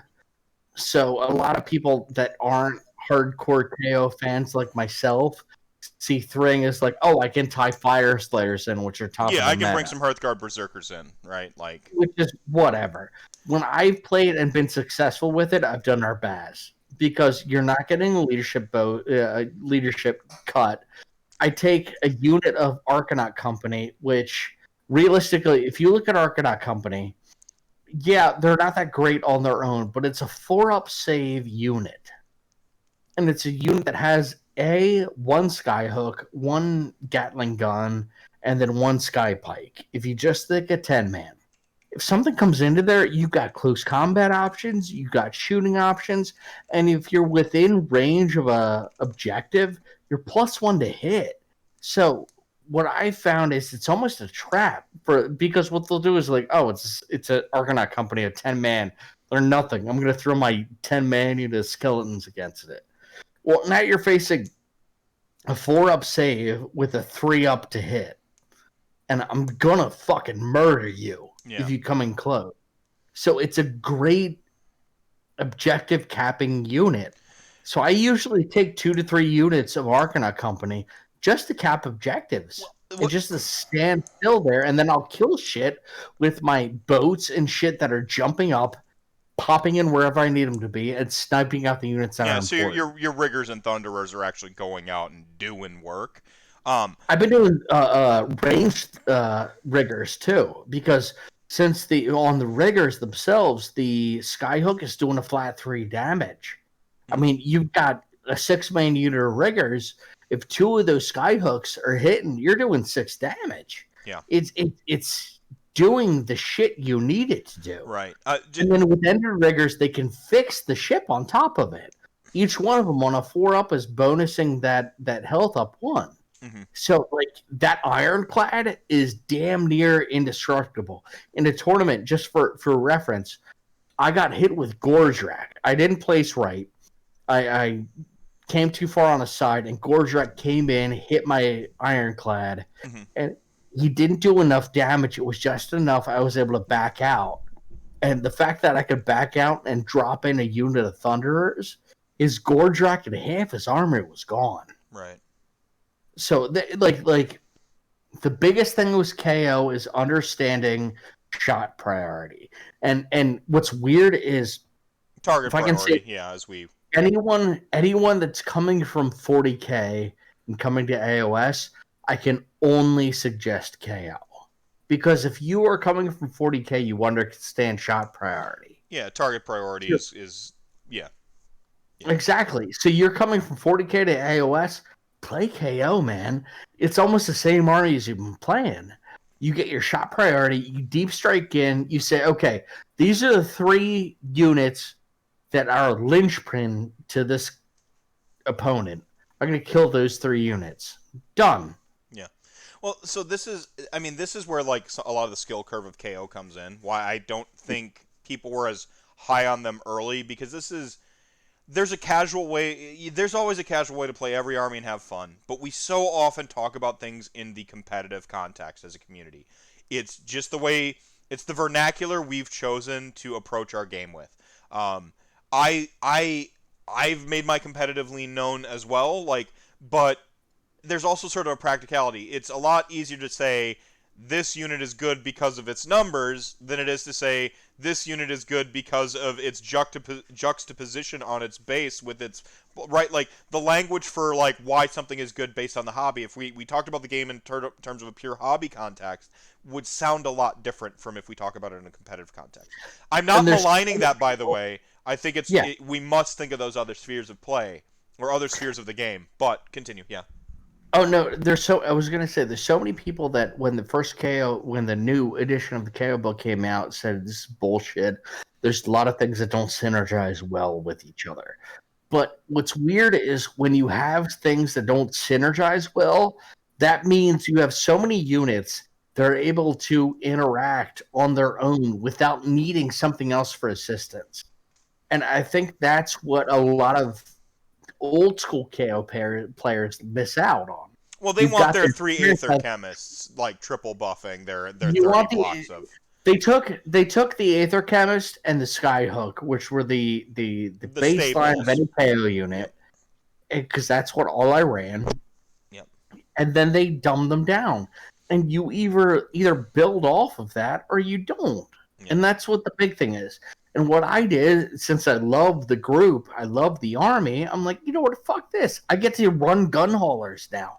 Gun haulers, arguably for their price, are one of the best units in this game, and I'll stand by it. Because you can deep strike in, you can fire a fucking cannon and anything. Yeah, your support characters go.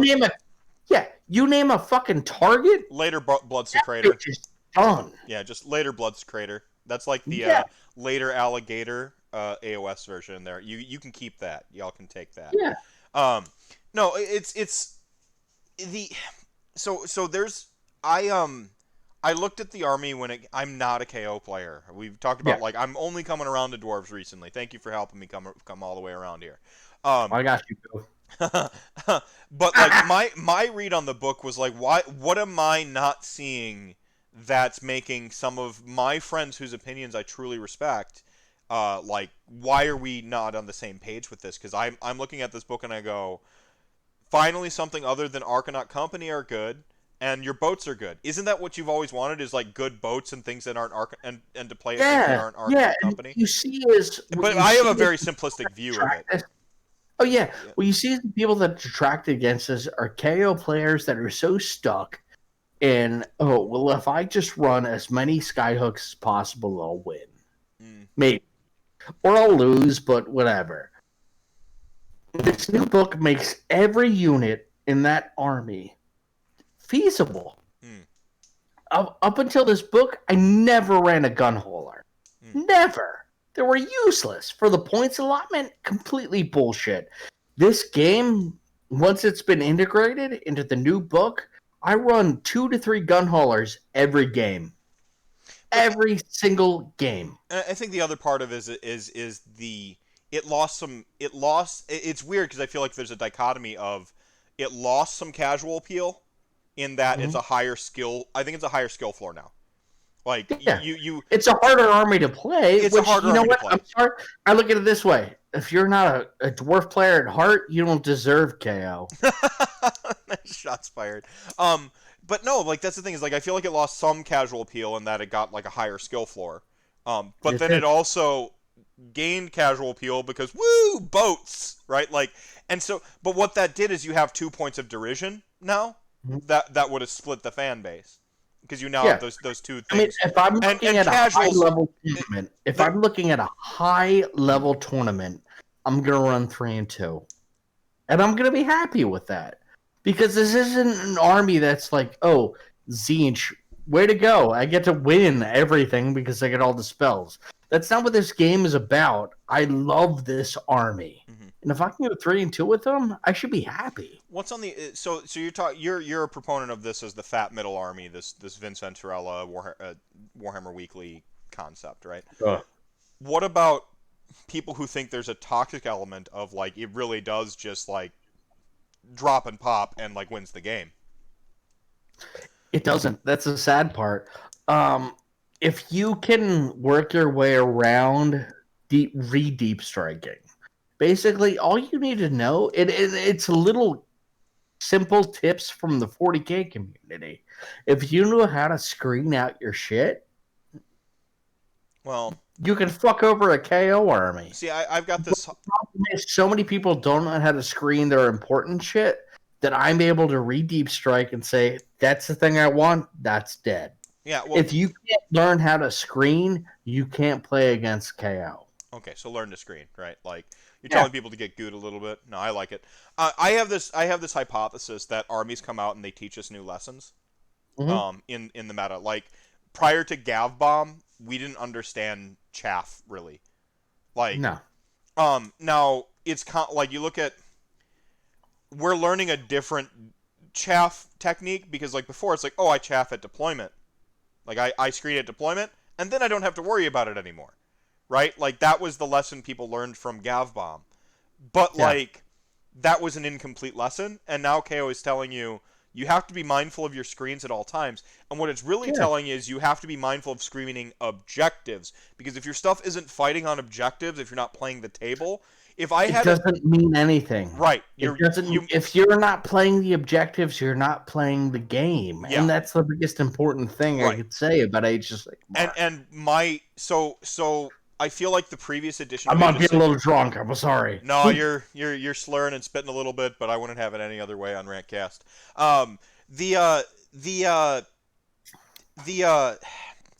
Sorry. The previous edition was teaching you kind of like the fundamentals. You know, we got 12 pages of rules, fundamentals, blah blah blah. Like it was teaching you that, and I feel like this most recent iteration of Age of Sigmar, the armies are all reinforcing play the table.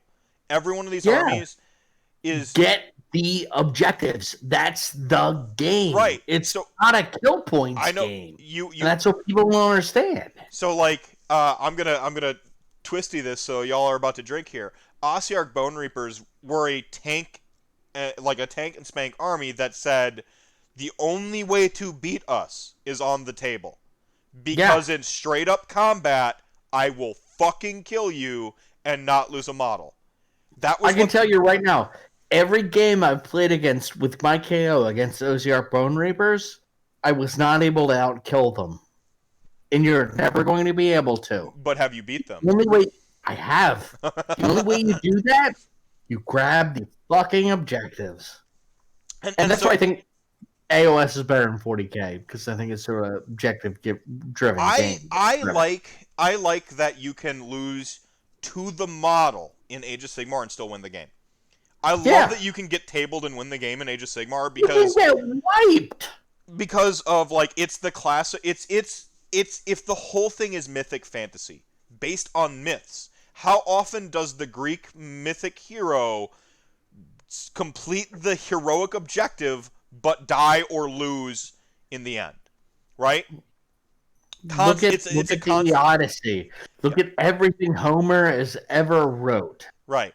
And just even like the basic pop culture reference that's become ubiquitous now, which is the Battle of Thermopylae, as 300 the movie made, like the 300 soldiers die.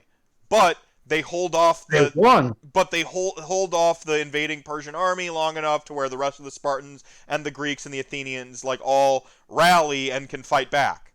Like, right? Which, to be honest, I love that fucking movie. But I haven't seen it since the initial. Like, I saw it in theaters, and I haven't seen it since. So many times in theaters. My wife loves it because it's a bunch of greased up, really like fucking stacked dudes, and I love it for the combat. But yeah, it's what it is. But the I mean it did some really cool camera stuff early. Like it did what the Matrix did the same thing, right? The Matrix had some really cool cinematography, and then people ripped it off ad nauseum, and like it lost its magic. 300 did the same thing. It had like some really cool cinematography, and then everyone tried doing the Watchmen. Watchmen kind of worked, and then everything after that Zack Snyder did was bullshit. Well, Zack Snyder is a really, really good music video maker, and so if he's just making a movie that is a music video, it's awesome. Amazing. Right? Amazing. And 300 is a music video. That soundtrack is never not playing. Hot take is terrible, but the riff track's audio makes it amazing. Fair enough. Fair enough, Nosh. No, so I like the objectives game, and I think, on one hand, I understand the opinion that it's not fun to just play the objectives. I'm just here to like push my models forward and fight. I fucking get that mentality, man. That's not the game, though. I get the mentality. I do. I really do. I don't. You know what it is? I'm gonna fight that. Okay. Because all right. I think that mentality is an old wargaming mentality. If you look at the people that are like the old school people, like the old heads, the old beards, as they're affectionately called, that play in this hobby, they're the ones that are like, oh, I just push your shit in and I win. That's not the game. The game is like anything. Did I get the objective? Did I not? Yeah. And that's what the game needs to be about. Well, I love objective play. I'm just saying I get the perspective, which is why my defensive Petrifex Elite, I know. Because I'm like, then play the table. If you don't like losing to pushing your models at me and dying, then play the table, because I can't cover 4 objectives at the same time. I can't be on all of them. My army is incapable of it. Stuff is too expensive. And that's our big joke on the 0-5 podcast. Oh, you're playing Petrifex? Did you charge them from the front? Well, then you fucked up. Then you're dead. Yeah, you lost. Yeah. You played my game. If I had an ability that says stand still and your opponent charges you, I would take that ability. If I could spend an RDP to make you charge me, I freaking would spend that. 100%. I'm still dipping. Yes. Sorry. Yeah, speed kills, man. Movement wins, says Marok Wolf, who's number 1. But we get why Soren's not doing the Mad Lad thing. I told him to cool down on that stuff anyway. That's a spicy meatball. I'm doing full dwarf and getting like ridiculously drunk. Well, this is why it's the Dwarfisode here. I got to get back to work, finishing cleaning. Right on, dude. Thanks for hanging out. Thanks for hanging out, Michael. So yeah, like I like that you touch on like, hey, if you're coming over for 40K, because I think building bridges to other games. This goes back to tribalism. Building bridges to other games. 40K. I make fun of 40K, but like, if you're trying to get people to come to 40K where our community is way sweeter than theirs, hey, 100%. Play dwarves. I came from 40K. I was I joined tabletop wargaming through a domestic terrorism. That was basically it. I tell the story all the time, but I got into tabletop wargaming through domestic terrorism. We had a bomb threat in our high school. We got set out in the football field, and then Sean and his twin brother and a guy I knew basically told me the background of 40K, and I was hooked from there on. Yeah, I played 40K, like I said, intermittently, but this is so weird. I write sci-fi, or what I call like fantastical fiction, as in it's usually modern set or modern and slightly in the future, and then I just take something and I make it weird or crazy or go to like some sort of 11 somewhere in my stories. So I write fantastical fiction. I don't write fantasy anymore so much. I used to, but I like grew out of fantasy. But I love the fantasy setting in games almost over. Like, why I love Rifts, drink water, milk, or beer. Why I love Rifts so much is because Rifts is like it's so far in the future. It's like, oh man. I didn't mean you. I meant chat gang. What? It's so far in the future that like some of the you can play a game that's like all like train heists and like gunslingers and stuff like that because like it's after the apocalypse and there's all these like rifted in realities and stuff. But like you can also have like swords and dragons and shit. Like so I like fantasy themes so much. But usually when I'm telling a story I'm trying to tell something more modern, right? You said drink in front of a dwarf player. What did you expect? Touche, Joanna. Touche. Thank you, Joanna. You're my new favorite person. She gets it. Joanna and Frank are like the progenitors of Chat Gang. Like more power to them, man. I didn't make Chat Gang. Frank and Joanna made Chat Gang. With a little nod from Max from Germany, who pops in here every now and then because he's the original subscriber. Frank and Joanna, can I just say, fantastic people. I don't even know you. He might have coined the phrase "Chat Gang" because Chat Gang ain't nothing to fuck with. But it's like Wu-Tang. Yeah, it is. It is like Wu-Tang. Weird. How that weird. But Joanna, it was just you and Frank in conversations, you and Frank and me, and like when I was streaming to like nobody, it was just us, and that's really where that originated. Like I didn't make Chat Gang. Chat Gang created itself. Dude, can I ask you a question? Yes, sir. I'm gonna ask you people asking me a question on my show. Crazy Town. What's going on? How'd you make your shit so integrated into the public? What do you mean? How did you get out there? What do you mean? So many people love you guys. How did you do it? Like anything, like nobody gets anywhere. I fucking hate the lie of the self-made person. I fucking Gary hate that Vaynerchuk. lie. What's that? Gary Vaynerchuk. Yeah, like pull yourself up by the bootstraps and make yourself into something. Like, look at this success story of this refugee who moved to America and made it. And then it's like, or look at all these refugees in cages. For every one of those success stories, there's literally millions that didn't succeed, and not because they didn't work hard and stuff. It's luck. Part of it's luck. Part of it's legitimately luck. The right people paid attention to me at the right time. Like, part of it's luck. Haywo, being friends with Haywo, who himself is hyper talented, and he made the Stormcast meme video, and which like sprung him to stardom. Like, and then like having Haywo on my show, and like so like part of it's that. Like, I happen to know a guy, right? Part of it was just doing it constantly. like I've got 54 episodes in less than a year because I record more than one episode. More than one episode. It's like, so just doing it is part of it. Is like, you have to do it. You got to put yourself out there. Yeah. So I gotta ask you. But let me finish this real quick. Let me finish this real quick, and then that. The point is that I'm trying to say is like I had people. I had people. Yeah. I had people to help me get here. I had Chat Gang to talk to when I was just streaming to nobody, with no questions from chat, I had Joanna and Frank asking me questions all night, having a conversation. Yeah, man. It wasn't the cast of we have 20 to 30 people that rotate through a show, ask their questions, they'll watch the VOD later, but they get their question off, so on and so forth. Like that wasn't the reality in those first, 20 episodes. But I had people. Yeah, Joanna's like, I literally got here from Haywo. Yeah. Yeah, so like, the first 20 to 25, thanks, Joanna. Yeah, the first half was just you bombing on stage. There's a Malcolm Gladwell has this quote about if you do anything, you don't become an expert until you do something for 10,000 hours.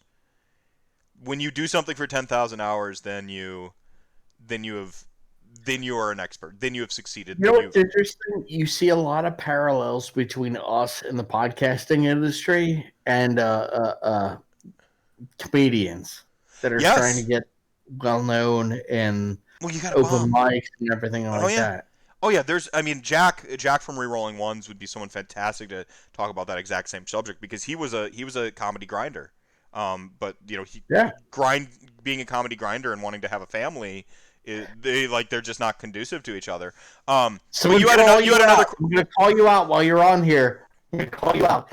Will you come on the 0-5 podcast with me and Sean and Mike? Of course, man. Of course. 100%. Yeah. Anytime, dude. I love, this is dumb. I felt like I've talked a lot this episode, but, I don't usually get to... I'm not on the other side of the questions that much. I'm usually the one asking the questions, and so it's a really cool dynamic when I get to, answer questions. Yeah. So yeah, I'm down for it. I cut you off from a previous question, though. Yeah. What was the previous question? I cut you off when I was... I'm too drunk to understand what's going on right now. As this dwarf. I was the LB shower listening to you both talk me up. You were in the shower. I think your fingers were a little bit wet because that communication in the shower. There we go. That makes way more sense. Oh, my fingers are always wet. Oh, no. No. Never invite a dwarf on your podcast after hours. Oh, gods. I'm here, boys. Yeah. That's all you got. Yeah, ladies and gentlemen. There we go. So can I tell you a story? Yeah, go ahead. Can I tell you a story? Yeah. So in many circumstances, my name end up being Cannonball, right? I'm sorry, what? Cannonball. Okay, yeah. On Twitter. The reason behind that is there's a tournament in Ocean City, Maryland. It's run by, his name's Scott Wainwright. He runs Shorehammer. He's a writer for Battle of Lost Souls. Awesome guy.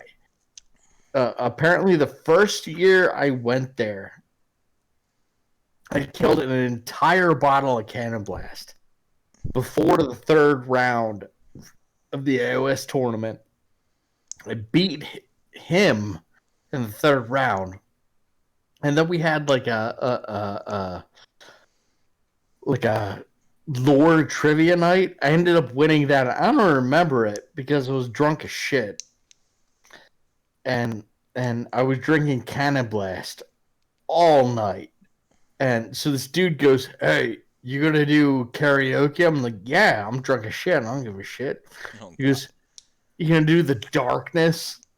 Do you remember the darkness? Remember this is a thing called love. Yeah. Yeah, that's what it was. Yeah. So I said, "Fuck it, I'm gonna do it." So I sang that at karaoke, and then he goes, "You're the fucking Cannonball dude. It's fucking crazy." So that's how I ended up getting my moniker, Cannonball. That's funny. I do but not Cannon Blast, Cannonball specifically. Oh yes. Yeah, yes. Okay, important. I am never allowed to karaoke Roxanne because my falsetto is way too extreme. What? Yeah. Yeah. Do it. Yeah. No. Do it on the podcast. Is that it on the podcast? Oh, the charity marathon. That's what. Come on. Do it. Do it. I can't, yeah, because it gets shrill. It's like Roxanne. Like it's like I am go. Like it's like if like a Saturday Night Live person pretended to be somebody karaokeing the song. Oh. Like it's really bad. Like, but all right. I gotta be honest. I'm drunk as shit. I gotta take a piss. Are you okay if I walk away for a second and take a piss? I usually do. Go ahead. John, I'll be right back. Chat gang, how's it going tonight? Soren says, I wanted to go to several tournaments this year, but I'm not going to be able to do much at all. Pretty much no more tournaments for me. Wow, this is totally a Dwarven show. Thank you, Grimslacker. We're not talking so much about KO as we are. We're not talking so much about dwarves as we are embodying dwarves right now, I think.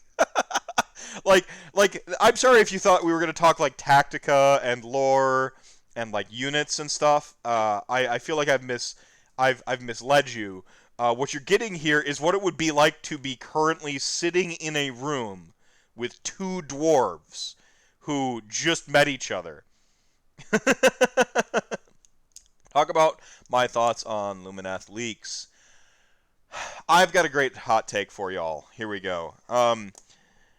Isn't it really, really interesting how every army that comes out is supposed to ruin the game of Age of Sigmar, and yet the game of Age of Sigmar remains unruined? It's fucking crazy. Like, I just, it's so weird to me that every time a new book comes out, some fucking person somewhere is like, oh, this one's gonna ruin the game of Age of Sigmar. It's ruining the game of Age of Sigmar. And yet here we are, like, life is finally starting to come back. We're starting to get back to playing with our friends in our close-knit circles. I know TTS has been going on, sure. But like we're starting to do that social aspect of AOS that we spent a long time talking about tonight that I personally play for myself. And it's not ruined. What's ruined it is reality, like a apocalyptic virus sweeping the countries across the world. But the new armies just like they don't. It's so weird. Meth, it was ruined by the Skaven book. Remember? Yeah, you're right. Yeah, Skaven ruined the game first. And then it never recovered. And then Flesh Eater Courts ruined the game, and it never got better. And then Slaanesh ruined the game, and it never got better. And then Petrifex Elite, not Ossiarch Bone Reapers, right? But Petrifex Elite ruined the game of Age of Sigmar, and it never got better. And then Tzeentch were just currently ruining the game of Age of Sigmar, and it never got better. And if you've been in isolation lately, Seraphon have been ruining the game of Age of Sigmar on Tabletop Simulator. And very shortly, Lumineth Realm Lords will ruin the game of Age of Sigmar. So, like, are we going to talk about Tabletop Simulator? No, I think it's worthy. That's the thing is like I don't want to get lumped in with shitting on TTS because I think there's some very bad opinions from people who just purely shit on Tabletop Simulator. It is a worthy tool. It is a great stopgap and use of your time right now. If you just need to play Age of Sigmar in some capacity and you're immunocompromised, you're high risk, or hell, you live in the middle of fucking nowhere, it is a wonderful tool. It's great for playtesting. But like, as I expressed to you throughout this episode, the social aspect of Age of Sigmar is such a worthy aspect of it that is lost in translation. It's like the difference between like online poker and like physical poker. When I'm playing you in physical poker, I'm playing an entirely different game than, and I know because I won $20 once at a like penny poker. So like, get fucked. That would have been like $1 million if it was a real game of poker. No, like I know what I'm talking about. I'm an expert here. But like, there's the social and mental and physical aspect of those games. Oh, I'd be down for some strip AOS with you, Frank, any day, buddy. As long as our spouses were okay with it. As long as our partners were okay with it. But like, I just it bothers me that every time a new army comes out, it's like this is ruining the game of Age of Sigmar. Now, that's not to say Tzeentch was pushed to shit. It was the most out of bounds army I've seen in a very long time. The only thing that my brain can go to for the feeling I felt when Tzeentch came out is Flesh Eater Courts initially. Because remember, yeah, Slaanesh was really, really dominant too, but like, and even by the numbers was like kind of more dominant. But Flesh Eater Courts was like the first time I had personally like smacked into the wall of something that oppressive, right? Like that I personally like had been like, yeah, I played against Clowncar, you know, which was really oppressive for my army, but it wasn't the same feeling. Flesh Eater Courts was that first time of like, where I was in the community. I had a Twitter account and I talked to people online a lot and on TGA a lot more than I played games. Like I was just starting to go to tournaments and then boom, this Flesh Eater Courts thing.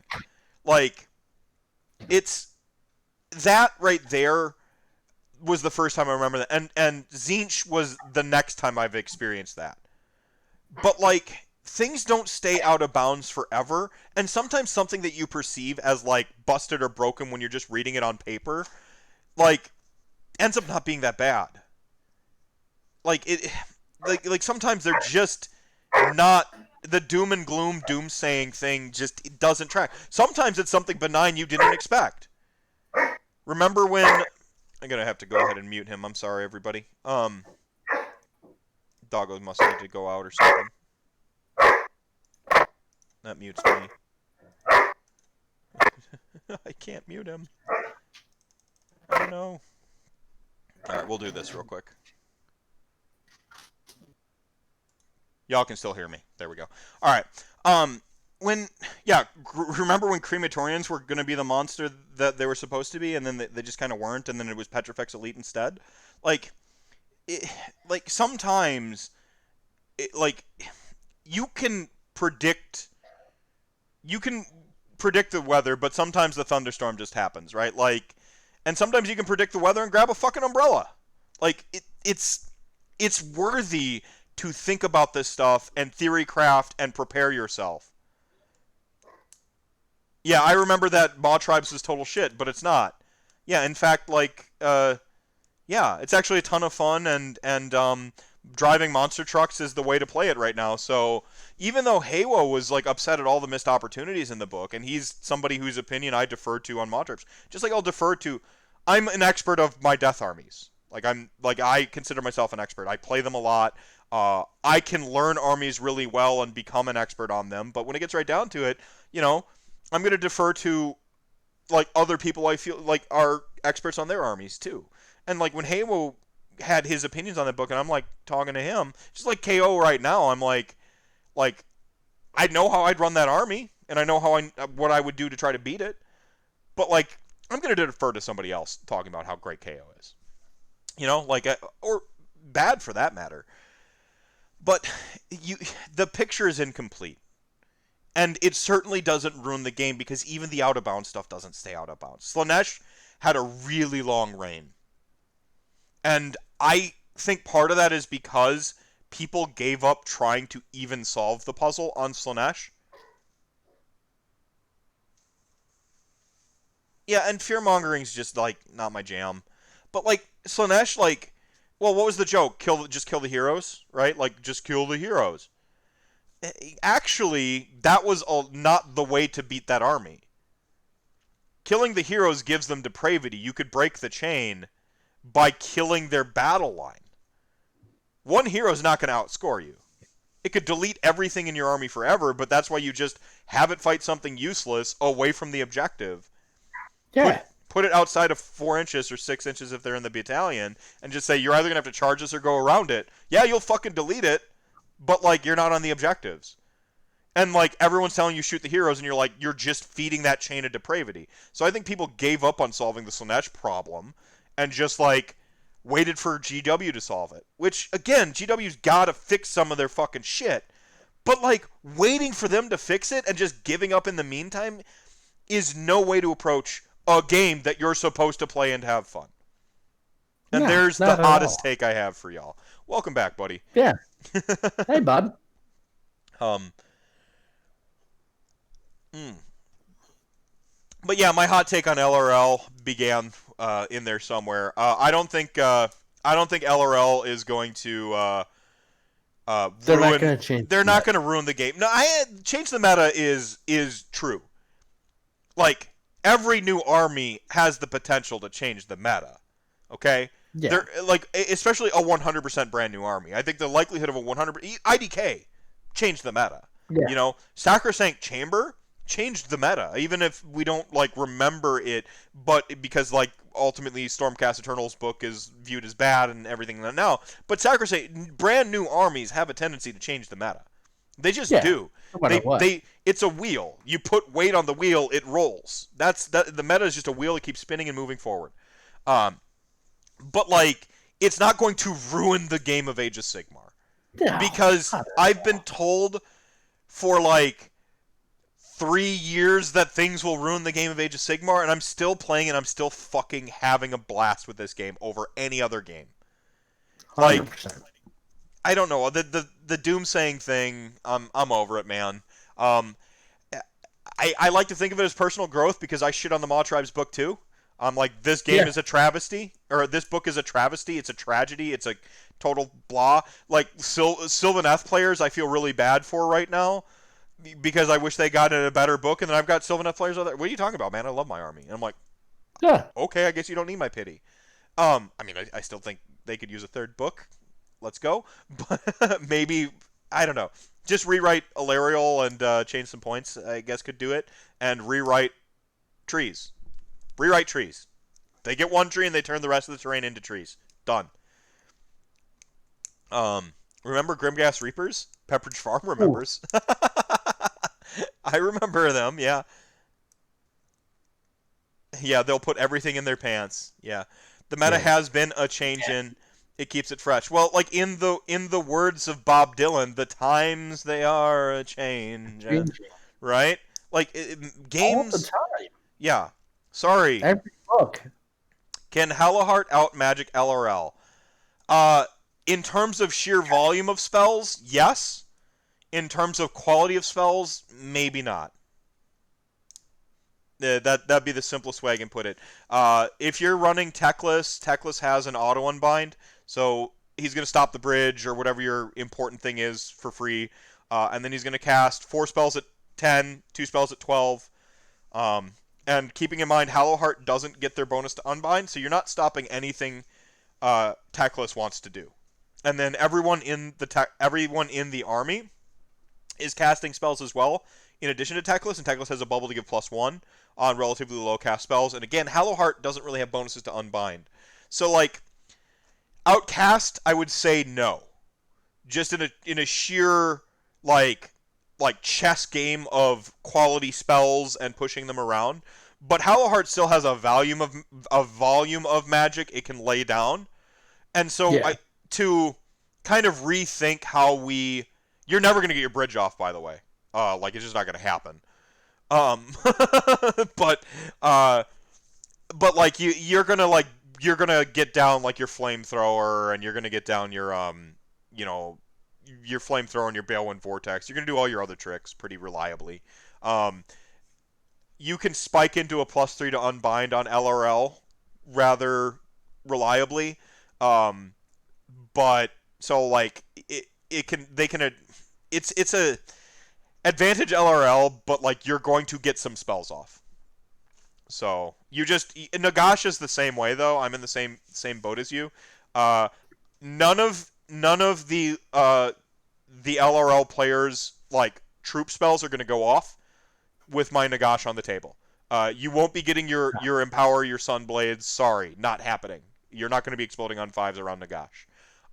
But I'm never going to get Spell Portal, Hand of Dust, or my Bone Tithe Shrieker off, depending on how smart the player is. So my opponent's just going to stop my... Honestly, they should stop my Bone Tithe Shrieker. They'll just auto-unbind it. So I'm never going to get that off, and then I'm just going to, like, throw 8 other spells on the table. So, like, it's... I kind of made a tweet about this. I actually really, really like the point-counterpoint of, like the spell doms that are coming into the game. So you have essentially the volume of spells versus quality of spells conundrum. And so, like, LRL is a quality battlefield tactician sitting back going, these are the 4 spells I need, right? And just, like, doing that. And everybody else who's, like, a great spellcasting army is just throwing, like, their haymakers and trying to get them to connect. And I like that. Oh yeah, like Spell Bottle, it looks even better now, doesn't it? Oh yeah, yeah. The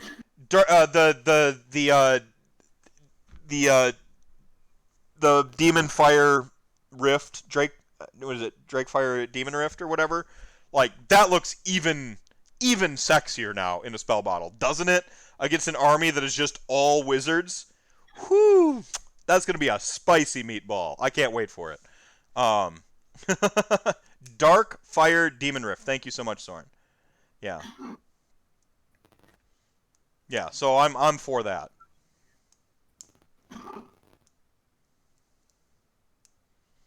Yeah, I think Grots are one of the low-key mega casters in the game, though. Like, I actually put Gloomspite Gets Up with Nagash and Zinch um, and Seraphon now.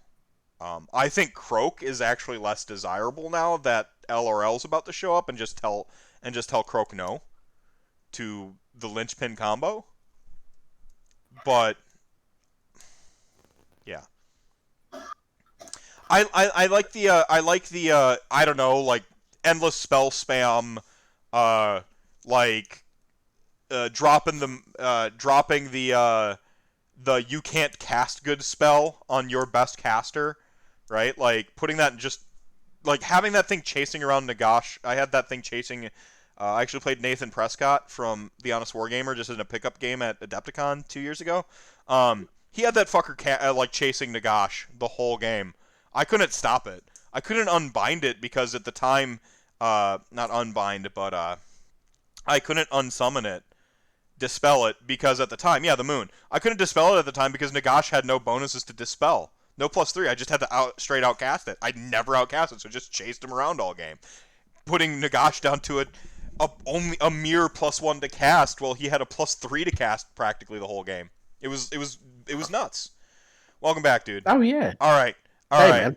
all right. You need to embrace the wrath of chat gang. Can you actually see chat?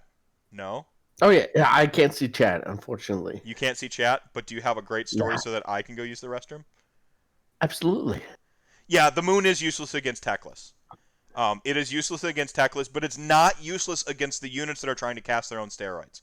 So that's important to know. Teclis is going to do what Teclis wants to do, but everything else is fair game. So shut that. That's what like Korn's game plan is: kill Teclis and shut down the rest of the spell casting. Oh yeah. They're getting just as much spell buffs from their units and their like Stone Mage as they are anything else. So Teclis is a massive utility piece. Says I win the spell phase, but like the rest of the stuff has the go juice in the rest of the army. I'll be right back. Tell a great story. All right. Um, so how are KO going to beat LRL? Have you read some of these? I have. I think honestly, shooting the characters and you're done. That's it. That's the secret. You're supposed to like pad for time while I use the restroom now. That's about all I got, man. Okay. What are your top 3 favorite units in KO? And really Top explain three why. units, KO. There you go. And Ironclad, I think, is the number one because the amount of shot output that I can do is ridiculous.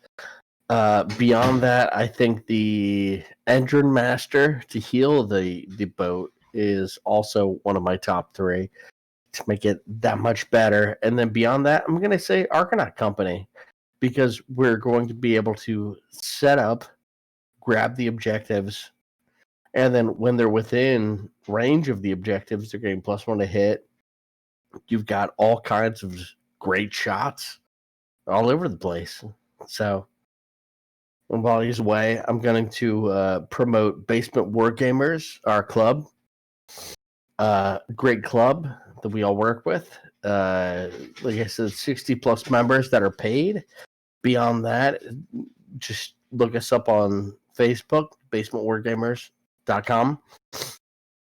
And you can talk with any of us at any point in time, and we'll be able to help you out with whatever you're looking for. And that's what's going to be important. So, also listen to the 0 and 5 podcast. It's going to help you out a lot. We're not tactical geniuses by any means, but we're going to make you have a good time while you're playing the game. I think that's going to be the most important thing. So, yeah. Let's take a piss. Let's take a look at what he has here. Oh, Green Bay Packers. Terrible. We got cheese heads.